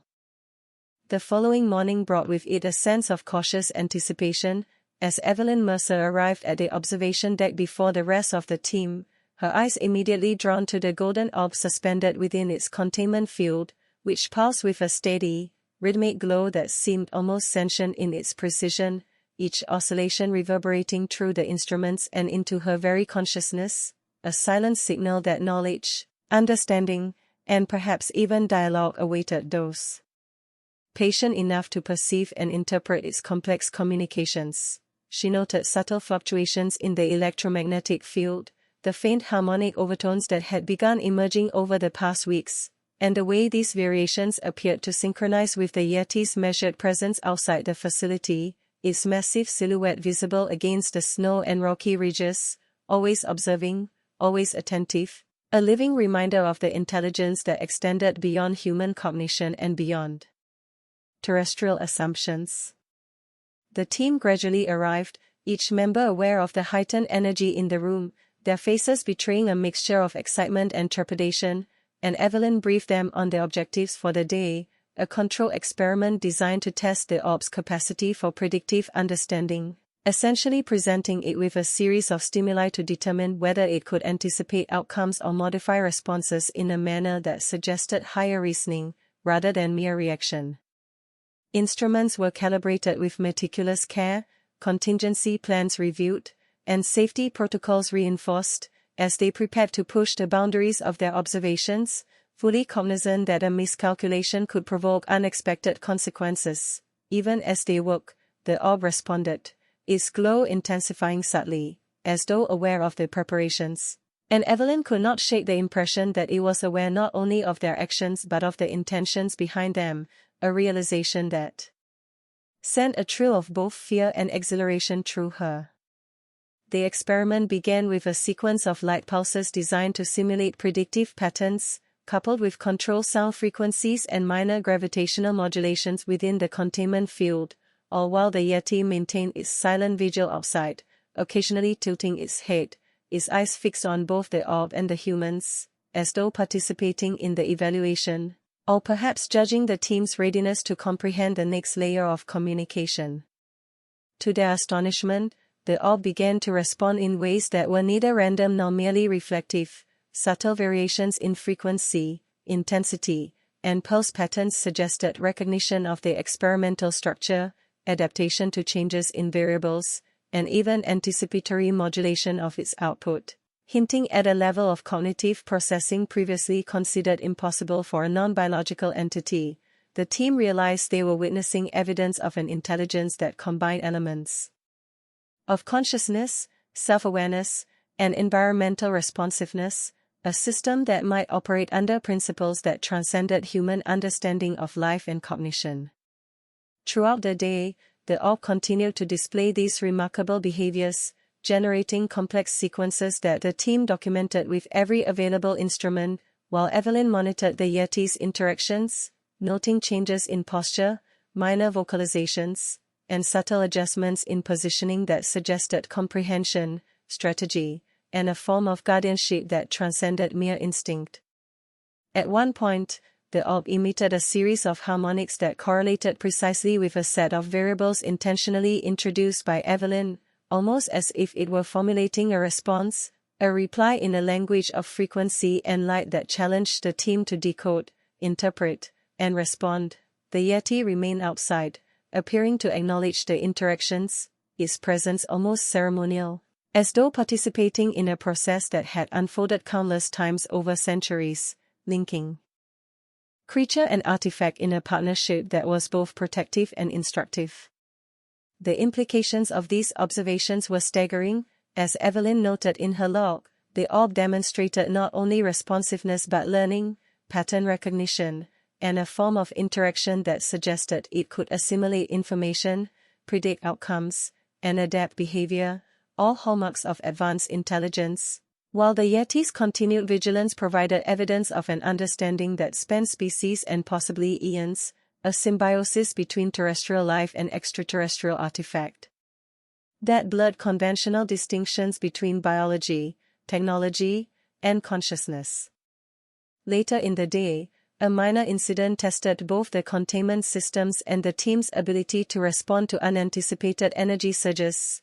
The orb released a sudden, concentrated pulse that temporarily disrupted electronic systems, flickered the facility's lighting, and created a low, harmonic resonance that seemed to vibrate through the very air, prompting immediate recalibration and protective measures. Yet the team also recognized this as a form of communication, a signal conveying urgency, attention, or perhaps instruction, further emphasizing the artifact's autonomous awareness. Evelyn, standing at the interface console, observed the Yeti's reaction with heightened attention. The creature had moved closer to the perimeter, muscles taut, eyes reflecting both concern and focus, its presence a stabilizing factor that seemed to communicate reassurance to the orb, underscoring a profound interconnectedness that human observers could only interpret indirectly. In the quiet that followed the pulse, the orb's glow shifted to a softer, golden shimmer, almost as if acknowledging the corrective measures and resuming a more neutral state, while subtle electromagnetic fluctuations continued to hint at latent capabilities, potential for further communication, and energy reserves beyond the team's immediate comprehension. As the day progressed, Evelyn introduced sequences of complex patterns designed to test the orb's capacity for abstract problem-solving, integrating mathematical, spatial, and symbolic elements, while carefully monitoring the Yeti's positioning, vocalizations, and postures for indications of guidance or judgment. The orb's responses were precise, coherent, and increasingly sophisticated, generating harmonic sequences that could be mapped into proto-linguistic structures, implying the possibility of an interspecies or even interdimensional communicative framework, a system of knowledge transfer bridging the gap between human understanding and phenomena that might have originated in the stars. The team worked with relentless focus, documenting every pulse, fluctuation, and resonance, aware that they were not merely observing a scientific anomaly but participating in a living interface of intelligence, culture, and perhaps even history. Evelyn's thoughts often returned to the initial encounter in the Northern Valley, to the moment when the Yeti first touched the orb and the rhythms of communication first began. Realizing that every observation, every measurement, and every interaction had built upon that ancient dialogue, a continuum of cognition that transcended generations, species, and worlds. As night fell, the aurora illuminated the sky with ribbons of green and violet, casting ethereal reflections across the snow and facility walls, and Evelyn felt a profound connection not only to the artifact and its guardian but to the broader mysteries of existence, the continuity of consciousness across time and space, and the responsibility inherent in being the first human to truly witness such a phenomenon. The golden orb pulsed gently, harmonizing with the low hum of the facilities systems, while the Yeti remained a silent sentinel, a living testament to the fragile, luminous bridge connecting the known and the unknown. By the end of the cycle, Evelyn recorded her observations with meticulous care, summarizing patterns, noting correlations with environmental stimuli, and reflecting on the profound implications for science, philosophy, and ethics. She understood that their work would not only inform humanity's understanding of intelligence beyond Earth but also challenge assumptions about guardianship, communication, and the ethical stewardship of knowledge too vast and powerful to be handled casually.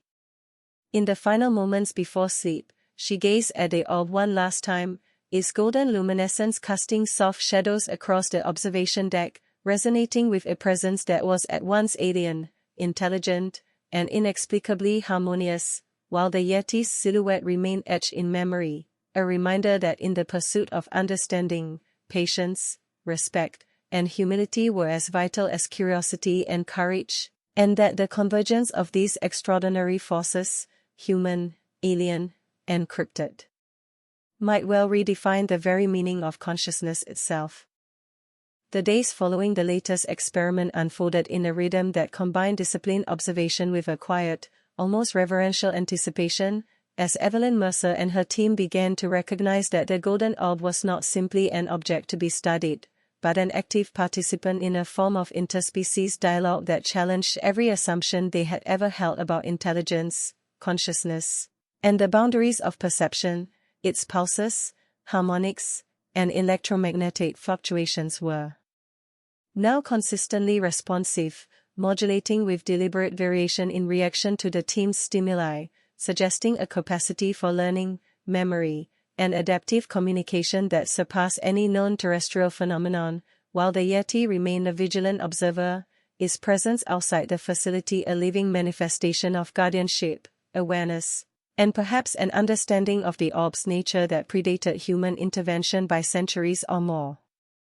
Evelyn orchestrated a series of experiments designed to push the limits of this triadic interface, introducing stimuli that combine mathematical sequences, symbolic representation, and environmental modulation, essentially testing the orb's ability to process abstract information and communicate results across multiple modalities, while simultaneously monitoring subtle behavioral cues from the Yeti, whose attentiveness suggested a deeper comprehension of both the experiment and the humans conducting it. The creature's low, resonant vocalizations often seemed to coincide with key shifts in the orb's energy emissions, implying a synchronized relationship that blurred the lines between biological and non-biological intelligence. As they progressed, the team began to notice patterns emerging in the orb's responses that were not simply reactive, but predictive. Certain sequences triggered corresponding oscillations before subsequent stimuli were even introduced, suggesting a form of anticipatory cognition, a capacity for inference and adaptive learning that bordered on conceptual understanding. And Evelyn realized with a mixture of awe and apprehension that they were witnessing an intelligence operating on principles fundamentally different from, yet fully coherent with, human reasoning, a system capable of integrating sensory input, memory, and emergent problem-solving in real time. The Yeti's behavior became increasingly intertwined with the experiments, often positioning itself strategically at vantage points outside the observation windows, occasionally pacing, sometimes emitting low-frequency vocalizations, and always observing the orb with an intensity that conveyed both vigilance and communication, as though providing subtle guidance, protection, or assessment, an intermediary presence bridging the alien and human intelligences.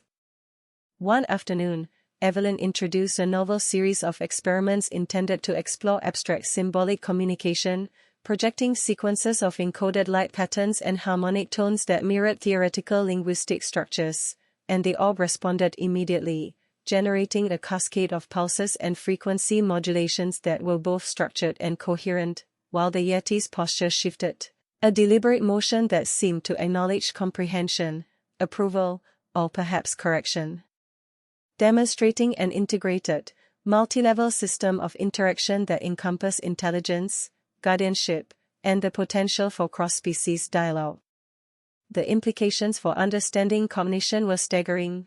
The orb's capacity to integrate multiple streams of information, anticipate outcomes, and respond in structured patterns suggested a level of intelligence and agency that could not be confined to human definitions, while the Yeti's vigilant, responsive presence reinforced the idea of a long-standing relationship between terrestrial and non-terrestrial consciousness, a partnership that had evolved beyond mere survival into cooperative awareness and mutual stewardship. The facility's instruments recorded subtle shifts in local electromagnetic fields, gravitational anomalies, and harmonic resonance, all indicative of the orb's autonomous energy management, and Evelyn theorized that its intelligence might extend beyond the physical to influence environmental conditions, encode information in energy patterns, and interact with living systems on multiple levels simultaneously. These insights challenged traditional definitions of life, consciousness, and communication, opening new avenues for exploration while emphasizing the ethical imperative of careful stewardship and respect. During particularly intense sessions, the orb's energy output occasionally surged beyond predicted levels, producing harmonic frequencies that reverberated through the facility and caused instruments to spike, yet always within a controllable range, suggesting deliberate modulation rather than accidental discharge, and the team began to recognize these surges as moments of interactive emphasis, perhaps indicating importance, attention, or even emotion, a concept previously unimagined for a non-biological entity. Evelyn meticulously documented each of these interactions, creating a detailed log of energy pulses, harmonic sequences, and environmental effects, cross-referenced with observations of the Yeti's behaviors, vocalizations, and positioning, in an effort to decode potential layers of communication, instruction, or guidance, aware that the integrated intelligence they were observing might constitute a form of consciousness spanning species and possibly extending across dimensions of perception beyond human experience. As they worked, the Yeti demonstrated increasingly complex behaviors, such as pausing for deliberate intervals, adjusting its distance based on the orb's responses, and occasionally emitting tonal vocalizations that seemed harmonically aligned with specific frequencies of the artifact, suggesting a feedback mechanism of awareness and interaction, a triadic system in which human observation, alien intelligence, and cryptid guardianship were dynamically interconnected, each influencing the other in subtle and profound ways. The team faced both exhilaration and trepidation as they gradually realized the implications. The orb might be capable not only of advanced communication but of instruction, imparting knowledge, insight, or even a form of reasoning beyond current human understanding, while the Yeti's presence indicated an ongoing system of evaluation, protection, and interactive mediation, reinforcing the necessity of careful, respectful engagement. Over the course of several days, Evelyn coordinated complex sequences of experiments, alternating stimuli to test memory retention, pattern recognition, and predictive responses, all while monitoring environmental factors and the Yeti's adaptive positioning. Each successful interaction revealed greater complexity in the orb's outputs, more nuanced synchronization with the Guardian's actions, and an emergent coherence that suggested a cognitive framework designed for interaction across vastly different forms of intelligence. At night, As auroral lights danced across the icy landscape beyond the reinforced windows, Evelyn reflected on the magnitude of what they were witnessing, a living artifact capable of thought, communication, and environmental influence, paired with a terrestrial guardian whose intelligence, awareness, and relational understanding allowed it to mediate interactions and safeguard knowledge far older than humanity itself, a dynamic system bridging the terrestrial and the extraterrestrial. Consciousness and energy, biology and artifact. Ethical considerations dominated their discussions. The orb's sentience, combined with the Yeti's agency, demanded unprecedented caution, both in the conduct of experiments and in the management of information, as any misstep could have consequences that extended beyond the facility, potentially affecting ecological systems, human understanding, and the delicate balance of interaction between intelligent beings. Yet despite the weight of responsibility, Evelyn could not suppress a profound sense of wonder, a recognition that they were witnessing the convergence of life, intelligence, and consciousness in forms that transcended conventional definitions, a living network of perception and communication that challenged human assumptions and offered a glimpse into a universe far richer and more complex than previously imagined. By the end of the week, patterns in the orb's behavior had become increasingly sophisticated, with harmonics, pulses, and light sequences suggesting symbolic or linguistic structures, adaptive responses, and anticipatory behavior, while the Yeti continued its vigilant watch, subtly guiding, evaluating, and reinforcing interactions, demonstrating a system of guardianship that encompassed respect, understanding, and the preservation of knowledge. Evelyn, recording the final observations of the cycle, recognized that they had entered a stage where human, extraterrestrial, and cryptid intelligences were engaged in a dynamic, evolving dialogue, one that would require decades of study, patience, and ethical deliberation to fully understand, and she knew that their discoveries would forever alter humanity's conception of life, consciousness, and the relationships between species, artifacts, and intelligence across the universe. The golden orb pulsed steadily, a living symbol of knowledge, awareness, and connection, while the Yeti remained outside, steadfast, a sentinel of history, continuity, and interspecies wisdom. As Evelyn finally allowed herself a moment of reflection, aware that they had crossed a threshold into a domain of understanding that few humans had ever glimpsed, a luminous convergence of the extraordinary that would shape both their lives and the future of human exploration in ways unimaginable. The morning after their most revealing set of experiments began with an unusual calm, the kind that seemed to precede moments of profound insight, and Evelyn Mercer found herself once again at the observation deck, eyes fixed on the golden orb, whose rhythmic pulsations now carried a subtle complexity she had only begun to comprehend. Each oscillation and harmonic wave seemed to resonate with multiple layers of information simultaneously, a dense, multidimensional language of light, frequency, and energy that challenged the team to decode it without oversimplifying. While outside, the Yeti maintained its silent vigil, occasionally shifting position with precise deliberation, a guardian whose awareness seemed intimately connected to the artifact, and whose behavior suggested both intelligence and an ethical framework beyond human conception. Evelyn reviewed the previous night's recordings, noting the emergent patterns in the orb's pulse sequences, which had demonstrated anticipatory behavior, adaptive responses, and what appeared to be rudimentary problem-solving capabilities. The team had been mapping these sequences against mathematical constructs, linguistic hypotheses, and environmental variables, and had begun to detect consistencies, structural repetitions, and symbolic motifs that hinted at the beginnings of communication, a form of interactive cognition that defied conventional categorization. Today's objective was to extend the experiment into more abstract realms, introducing symbolic and conceptual stimuli designed to test the orb's capacity for reasoning, contextual understanding, and relational cognition, all while carefully monitoring the Yeti's reactions to ensure its ongoing cooperation and comfort. Every adjustment to the experimental parameters required meticulous planning, as the artifact's energy output was unpredictable and the consequences of misinterpretation could range from minor disruptions to potentially catastrophic electromagnetic surges. The experiment began with a series of visual sequences projected in control harmonic patterns, accompanied by low-frequency sound pulses and subtle modulations of gravitational fields within the containment zone, intended to simulate relational and contextual problem-solving scenarios. The orb's response was immediate. A series of harmonically resonant flashes and frequency modulations that appeared to mirror the complexity of the input, suggesting comprehension rather than mere reflexive reaction, while the Yeti outside seemed to track the sequences, occasionally tilting its head or emitting a low-frequency vocalization that coincided with specific changes in the orb's output.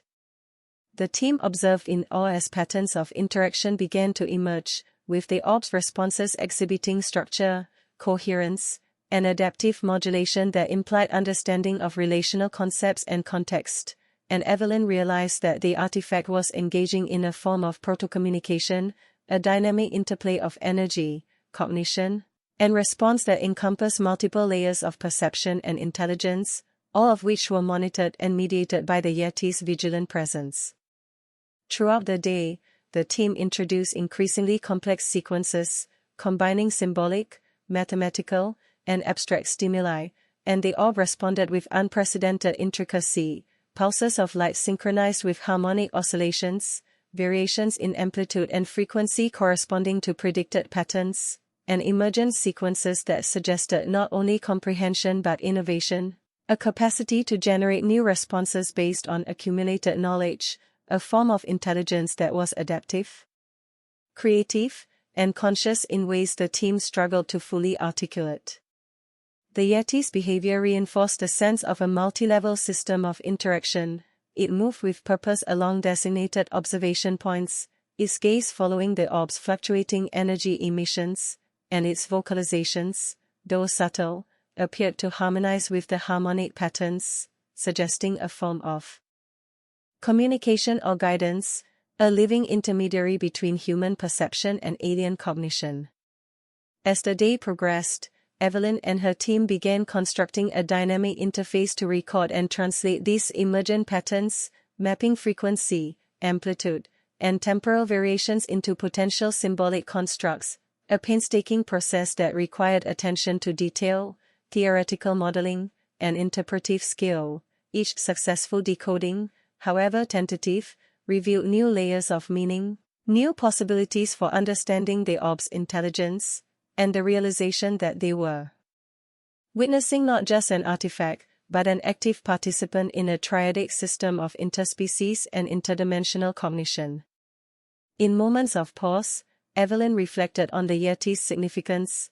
Its vigilance, strategic positioning, and responsive behavior suggested a consciousness capable of ethical judgment, environmental awareness, and possibly even mentorship, guiding the interaction between humans and the artifact with a subtle, protective intelligence that had likely evolved over centuries, if not millennia. The creature's presence provided not only stability but context, mediating between human experimentation and the orb's autonomous cognition. During one particularly complex trial, the orb emitted a sequence of pulses that synchronized with minor environmental modulations introduced by the team, demonstrating anticipatory response, pattern recognition, and adaptive modulation in real time. The Yeti responded by adjusting its posture, leaning slightly toward the facility, a motion interpreted by the team as acknowledgement or approval, reinforcing the notion that this was a living system of multi-layered intelligence, integrating the artifact, the guardian, and human observers into a continuous loop of interaction, observation, and interpretation. As evening approached, the aurora illuminated the sky, casting shifting ribbons of green and violet across the snow and mountains beyond, and Evelyn allowed herself a moment to appreciate the profound convergence of forces at work: a sentient artifact of unknown origin, a terrestrial guardian of exceptional intelligence and awareness, and a team of humans who were learning to listen, observe, and interact with phenomena that transcended conventional understanding. Each pulse, each harmonic shift, and each behavioral cue representing steps toward a larger comprehension of intelligence, consciousness, and ethical stewardship. The implications for science, philosophy, and ethics were staggering. The orb's capacity for comprehension, adaptive response, and innovation challenged fundamental assumptions about the nature of intelligence, while the Yeti's guardianship suggested a model of interspecies cooperation, moral reasoning, and environmental mediation that humans had never experienced on such a scale. Together, the artifact and its guardian were demonstrating principles that could redefine the boundaries of knowledge, responsibility, and interaction across species and potentially across worlds. In the late hours, as data streams were analyzed and patterns meticulously logged, Evelyn noted subtle shifts in the orb's output, harmonic pulses that corresponded with predicted sequences yet included variations that suggested experimentation, creativity, or exploration of the interface itself, a sign that the artifact was not merely reactive but proactively engaging, testing, and refining its communication with the humans and the Yeti alike. The triadic system of interaction had evolved into a dynamic, adaptive, and conscious network, a living bridge between human understanding, extraterrestrial intelligence, and cryptid guardianship. As night deepened and the aurora's light reflected across the containment chamber, Evelyn recorded her final observations for the cycle, emphasizing the growing coherence, complexity, and predictive capabilities of the orb, the Yeti's mediating presence, and the ethical, philosophical, and scientific imperatives of their ongoing work. She recognized that humanity was witnessing a phenomenon that would forever challenge perceptions of life, consciousness, and interspecies interaction, a luminous testament to the extraordinary, the unknown, and the interconnectedness of intelligence across forms, origins, and timescales. They all pulsed steadily in the dim light, its golden glow radiating warmth and significance, while the Yeti remained outside, a sentinel of continuity, wisdom, and guardianship, silently affirming the delicate balance between observation, interaction, and ethical responsibility. And Evelyn finally allowed herself a moment of quiet awe, understanding that they had entered a new chapter in human comprehension, one that demanded humility, vigilance, and an unwavering commitment to respect the forces, both known and unknown, that had converged in this remote valley, shaping a luminous bridge between worlds, species, and consciousness that would resonate for generations. The following morning, Evelyn Mercer awoke with a sense of anticipation tinged with apprehension, knowing that today's session would push the boundaries of understanding further than ever before, as the golden orb, suspended in its containment field, pulsed with a steady rhythm that seemed almost deliberate, resonating through instruments, the floor, and even the air itself, a reminder of the intelligence contained within, its luminescence reflecting the depth and complexity of a consciousness far beyond human comprehension. The Yeti, as always, remained outside, pacing along familiar ridges, eyes fixed on the facility and the artifact, an ever-present sentinel whose behaviors seemed increasingly intertwined with the orb's responses, suggesting a partnership that transcended simple guardianship, integrating ethics, perception, and possibly instruction. Evelyn convened her team in the observation chamber, briefing them on their objectives, a series of advanced tests designed to explore the orb's capacity for abstract reasoning, temporal prediction, and symbolic interaction, while monitoring the Yeti's behavioral cues for indications of alignment, approval, or caution. Every decision, from the sequencing of stimuli to the modulation of harmonic frequencies, required precise calculation and deep respect for the artifact's autonomy and potential. Awareness. The initial experiments involved sequences of spatial and temporal patterns, projected through controlled light and sound modulation, designed to simulate relational reasoning and problem-solving scenarios, and almost immediately, the orb responded with a complex series of pulses, oscillations, and harmonic resonances that suggested recognition, interpretation, and structured response, while the Yeti adjusted its posture, moving closer to a vantage point that allowed it to monitor the entire process, emitting low-frequency vocalizations that seemed harmonically synchronized with the orb's output. The team observed with a mixture of awe and caution as these interactions unfolded, recognizing that the orb was not only capable of processing stimuli but of integrating them, predicting outcomes, and modulating its responses based on perceived relationships, a form of cognition that transcended human constructs and challenged conventional definitions of intelligence. Evelyn carefully documented each sequence, noting correlations between the orb's output, environmental factors, and the Yeti's responsive behavior, aware that they were witnessing an unprecedented convergence of interspecies and interdimensional communication. As the day progressed, the team introduced increasingly complex symbolic constructs, including mathematical sequences, abstract visual forms, and structured harmonic patterns designed to test the orb's capacity for pattern recognition, synthesis, and anticipatory reasoning.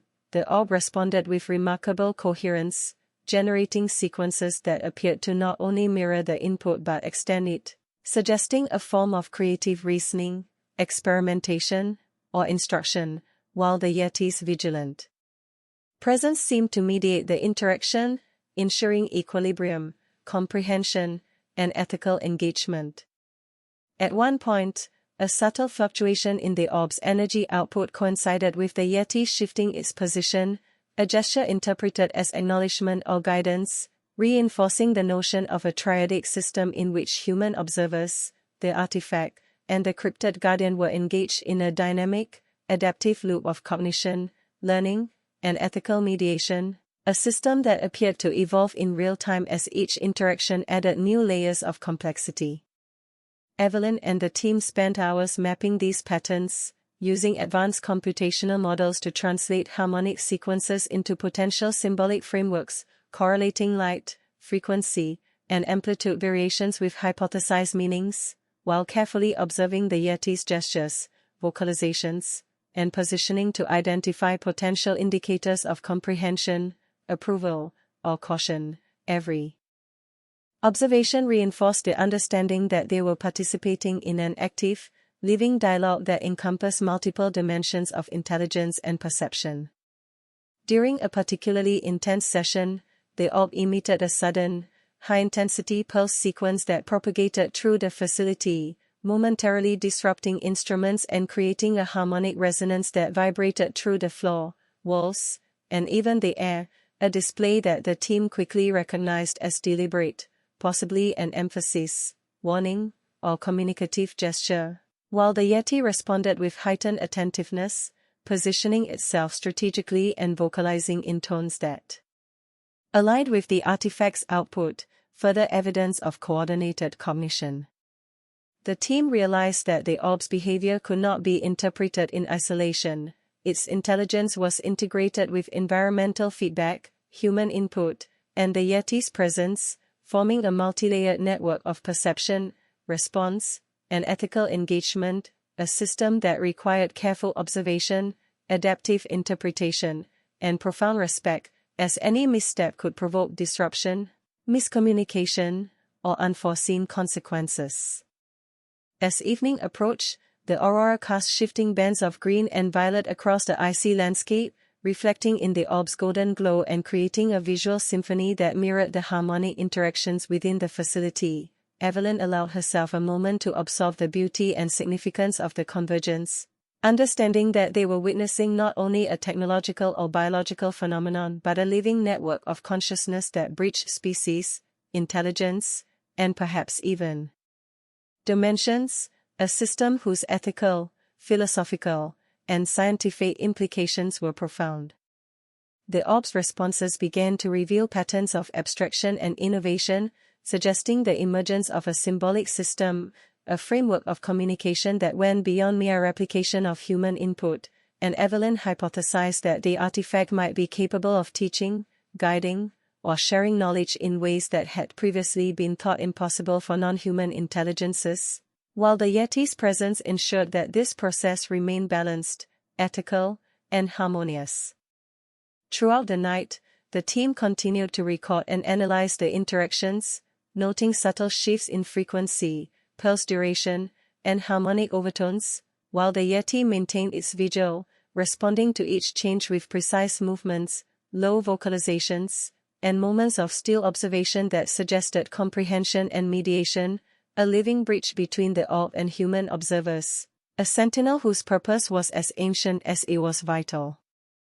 By the end of the cycle, Evelyn compiled detailed observations, noting the emergence of coherence, predictive behavior, symbolic generation, and adaptive response within the orb, alongside the Yeti's consistent guidance and mediation, recognizing that they had entered a stage of interaction that was both unprecedented and fragile, a dynamic system of intelligence that required humility, patience, and ethical diligence. The golden orb pulsed steadily, radiating warmth, awareness, and potential. While the Yeti's presence remained a silent, unwavering testament to guardianship, continuity, and interspecies collaboration. Evelyn finally allowed herself a moment of reflection, appreciating the extraordinary convergence of forces, human curiosity and intellect, extraterrestrial intelligence, and the cryptid guardian's vigilant presence, all interacting within a system that was alive, adaptive, and conscious, a luminous, dynamic network that promised to redefine the boundaries of understanding, ethics, and interspecies communication, and whose implications would resonate far beyond the confines of the remote facility, shaping the future of human exploration, comprehension, and respect for the unknown. The following morning, Evelyn Mercer awoke to a quiet that seemed almost anticipatory, a silence punctuated only by the steady hum of the facility's systems and the rhythmic glow of the golden orb, whose pulsing light had taken on subtle variations that suggested heightened attentiveness or perhaps expectation.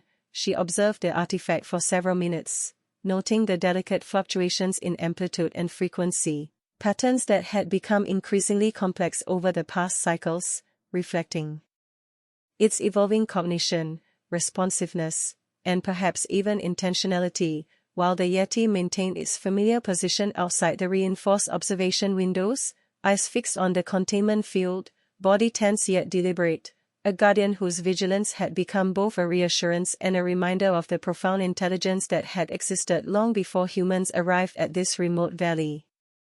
Evelyn convened the team for the day's objectives, a series of experimental protocols designed to explore relational reasoning, symbolic abstraction, and anticipatory pattern recognition within the orb, while simultaneously monitoring the Yeti for signs of alignment, caution, or interactive guidance. Every action required precise timing, careful calibration, and an awareness of the artifact's potential for autonomous energy modulation, as well as the ethical imperative to avoid harm to both the guardian and the delicate balance of interaction they had begun to establish.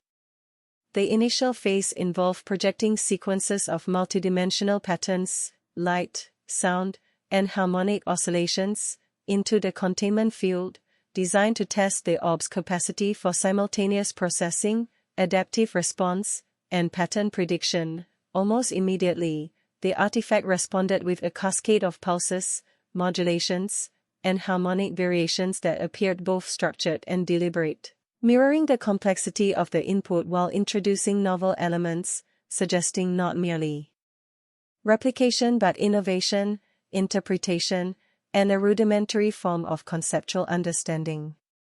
The Yeti's presence was integral to the process. It adjusted its posture in precise alignment with the orb's responses, emitted low-frequency vocalizations that harmonized with particular pulse sequences, and occasionally repositioned itself to optimize observation, a behavior interpreted by Evelyn as both protective and mediatory, providing the artifact with the reassurance of continuity while guiding the human participants toward ethical and effective engagement. As the day progressed, the team introduced increasingly complex symbolic stimuli, combining mathematical constructs, abstract visual patterns, and relational scenarios designed to simulate problem-solving, prediction, and conceptual reasoning, while simultaneously observing the Yeti's behaviors for insight into the artifact's comprehension and adaptive responses. Each successful interpretation provided further evidence that the orb possessed not only reactive intelligence but proactive cognition, capable of anticipating sequences, generating responses beyond immediate stimuli, and demonstrating emergent creativity. During one particularly intense session, the orb emitted a high-frequency harmonic cascade that resonated throughout the chamber, momentarily affecting the instruments, altering localized electromagnetic fields, and creating a perceptible vibration that moved through the floor and walls, a display that the team quickly recognized as a deliberate signal, potentially emphasizing importance, signaling a pattern, or asserting its awareness. The Yeti responded instinctively, moving closer to the observation windows, muscles coiled, eyes reflecting both concern and attentiveness, reinforcing the notion of a coordinated, multi-layered system of intelligence and guardianship. Evelyn meticulously documented the sequences, analyzing the harmonic, amplitude, and temporal characteristics, and began developing a dynamic framework to translate the artifact's outputs into proto-symbolic constructs, while simultaneously noting the Yeti's adaptive behaviors as an essential interpretive layer, a living interface that facilitated understanding and maintained balance within the triadic system. The implications for science, ethics, and philosophy were profound. The orb's autonomous cognition, pattern recognition, and emergent innovation challenged conventional definitions of life and intelligence, while the Yeti's conscious, mediating presence suggested an ethical framework and relational intelligence that had developed over centuries, perhaps millennia, in concert with the artifact, a partnership that transcended human understanding and demanded both humility and vigilance. As evening approached, the aurora illuminated the snow and rocky ridges outside the facility, reflecting off the orb's golden surface in shifting, ethereal patterns, and Evelyn allowed herself a brief moment to appreciate the convergence of forces they were observing: a sentient, luminous artifact, a terrestrial guardian of extraordinary intelligence and awareness, and humans capable of observation, interpretation, and ethical engagement, all participating in a dynamic, adaptive, and conscious system that redefined the boundaries of comprehension, responsibility, and interaction. Throughout the night, the team continued to refine the interface, mapping the orb's pulses, harmonic shifts, and emergent sequences against mathematical models, symbolic frameworks, and behavioral cues from the Yeti, noting subtle patterns that suggested relational reasoning, anticipatory cognition, and symbolic abstraction, and recognizing that the artifact's outputs contain layers of meaning far beyond initial human interpretation, requiring iterative analysis, adaptive thinking, and ethical sensitivity. By the end of the cycle, Evelyn recorded her observations with meticulous care, noting the growing coherence, complexity, and interactivity of the orb's responses, the Yeti's vigilant, adaptive presence, and the broader implications for understanding consciousness, intelligence, and ethical engagement across species. She reflected on the extraordinary convergence of forces, aware that the golden orb's autonomous cognition, coupled with the cryptid guardian's awareness and the human capacity for observation and interpretation, represented a dynamic network of intelligence, perception, and ethical mediation that would forever challenge humanity's understanding of life, communication, and the responsibilities inherent in encountering phenomena far older, wiser, and more complex than themselves. The orb pulsed gently in the dim light, a radiant symbol of connection, knowledge, and awareness, while the Yeti remained a steadfast sentinel outside, silently affirming the continuity, guardianship, and relational intelligence that had defined this remarkable triadic system. Evelyn allowed herself a moment of awe, understanding that the work they were doing, the observations they were making, and the interactions they were facilitating would resonate for generations, shaping human comprehension of consciousness, ethics, and interspecies collaboration, a luminous bridge between worlds, species, and the vast unknown that had now become their responsibility to honor and preserve.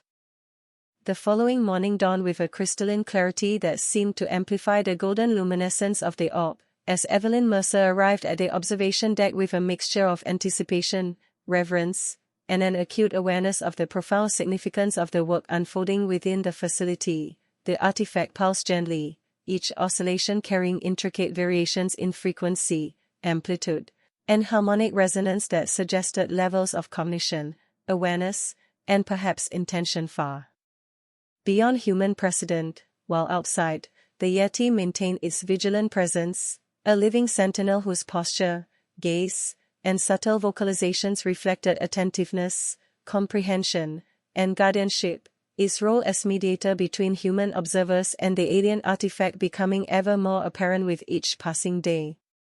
Evelyn convened the team to outline the objectives for this session, a set of experiments designed to probe the orb's capacity for relational reasoning, adaptive learning, and symbolic communication, integrating multiple layers of stimulus, light, harmonic sound, electromagnetic modulation, and spatial patterning, while continuously monitoring the Yeti's responses for indications of comprehension, alignment, or subtle guidance. The careful orchestration of these interactions was critical, for the artifact's energy output had already demonstrated the potential for both delicate resonance and sudden, intense surges, and ethical stewardship demanded vigilance at every moment. The initial sequences were designed to test multidimensional processing, layered symbolic patterns projected as synchronized light and sound sequences, combined with minor gravitational and magnetic field modulations within the containment sphere, intended to assess the artifact's capacity to perceive relationships, anticipate outcomes, and generate structured, coherent responses. Almost immediately, the orb responded with a complex series of pulses, harmonic oscillations, and subtle modulations in amplitude that indicated not just recognition but active interpretation and adaptive adjustment, reflecting an intelligence that could integrate stimuli, infer patterns, and innovate within the framework of interaction. The Yeti's presence remained integral to the process, its movements, postures, and vocalizations closely aligned with the orb's responses, suggesting a deep, perhaps intuitive understanding of the artifact's behavior and a protective, guiding role that reinforced the ethical, cognitive, and environmental integrity of the experiments. Its low-frequency vocalizations often harmonized with the orb's emissions, creating an emergent triadic dialogue in which human input, extraterrestrial cognition, and encrypted awareness were in constant dynamic interplay. As the day progressed, the team introduced more complex relational stimuli, combining abstract visual constructs, symbolic logic sequences, and harmonic variations designed to simulate problem-solving and conceptual reasoning, while monitoring the Yeti for alignment, caution, or interactive cues. The orb's responses were remarkably coherent, generating sequences that both mirrored and extended the stimuli, indicating an ability not only to interpret patterns but to anticipate relational outcomes, propose novel sequences, and engage in what appeared to be proactive, creative cognition.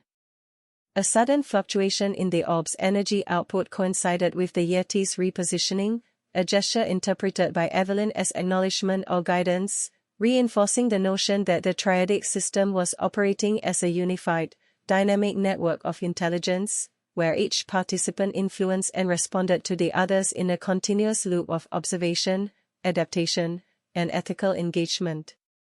The team meticulously documented every pulse, harmonic shift, and behavioral cue, creating layered maps of potential symbolic constructs and relational patterns, while cross-referencing the Yeti's vocalizations and gestures to identify emergent rules or structures within the system. These observations suggested not only comprehension but also the potential for communication, instruction, and collaborative problem-solving that span species and cognitive modalities, a phenomenon unprecedented in human experience. As evening approached, the aurora danced across the valley outside, casting ethereal reflections upon the facility walls and the orb itself, reinforcing the perception of a living, interconnected system in which environment, artifact, guardian, and human observers were inextricably linked. Evelyn allowed herself a brief moment of reflection, appreciating the extraordinary convergence of forces and the profound responsibility inherent in observing, interacting with, and documenting such a luminous network of intelligence. Throughout the night, experiments continued with heightened precision. Sequences of symbolic, harmonic, and relational stimuli were introduced, each carefully calibrated to explore abstract cognition, predictive reasoning, and emergent communication, while the Yeti's vigilant presence ensured that interactions remained ethically balanced, environmentally safe, and relationally coherent. Each successful exchange revealed deeper levels of complexity within the orb's responses and highlighted the Guardian's role as both mediator and collaborator in this unprecedented dialogue. By late hours, the team had begun mapping patterns that suggested protolinguistic structures, anticipatory behaviors, and adaptive responses, all layered with the Guardian's cues, creating a multidimensional system of interaction that could potentially encode abstract concepts, relational frameworks, and ethical principles, a living testament to the possibilities of cross-species and cross-dimensional cognition. Evelyn documented these developments with painstaking care, noting not only the structural coherence of the orb's outputs but also the emergent intelligence inherent in the Yeti's behaviors, the subtle yet profound interdependence between artifact and Guardian, and the ethical, scientific, and philosophical implications of their combined interaction with humanity. She reflected on the fact that they were no longer mere observers but participants in a living, conscious network that spanned biological, technological, and possibly interdimensional domains. As the night deepened, the golden orb pulsed steadily, radiating an aura of awareness, knowledge, and potential, while the Yeti remained outside, a sentinel whose unwavering presence and deliberate actions underscored the continuity, guardianship, and relational intelligence that defined this remarkable triadic system. Evelyn allowed herself a moment of quiet awe, recognizing that the convergence of human curiosity, extraterrestrial cognition, and cryptid guardianship represented a luminous bridge between worlds, species, and consciousness, a network of intelligence that would challenge, redefine, and expand humanity's understanding of life, communication, and ethical responsibility for generations to come. The final morning of their intensive observation dawned with a surreal clarity, the air crisp and still, the sky a vast canvas of ice blue that seemed almost to mirror the infinite complexity contained within the golden orb suspended in its containment field.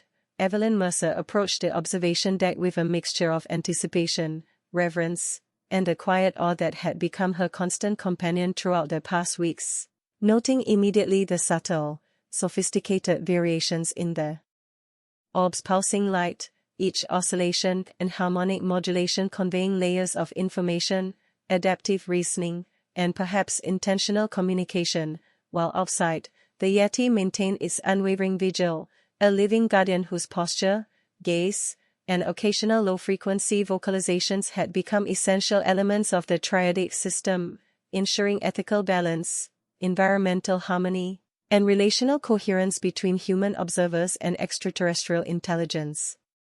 Evelyn convened the team to outline the day's objectives, a culmination of their most advanced experimental protocols, designed to test the orb's capacity for integrated cognition, anticipatory reasoning, symbolic abstraction, and interactive creativity, while simultaneously observing the Yeti for signs of guidance, alignment, or nuanced mediation.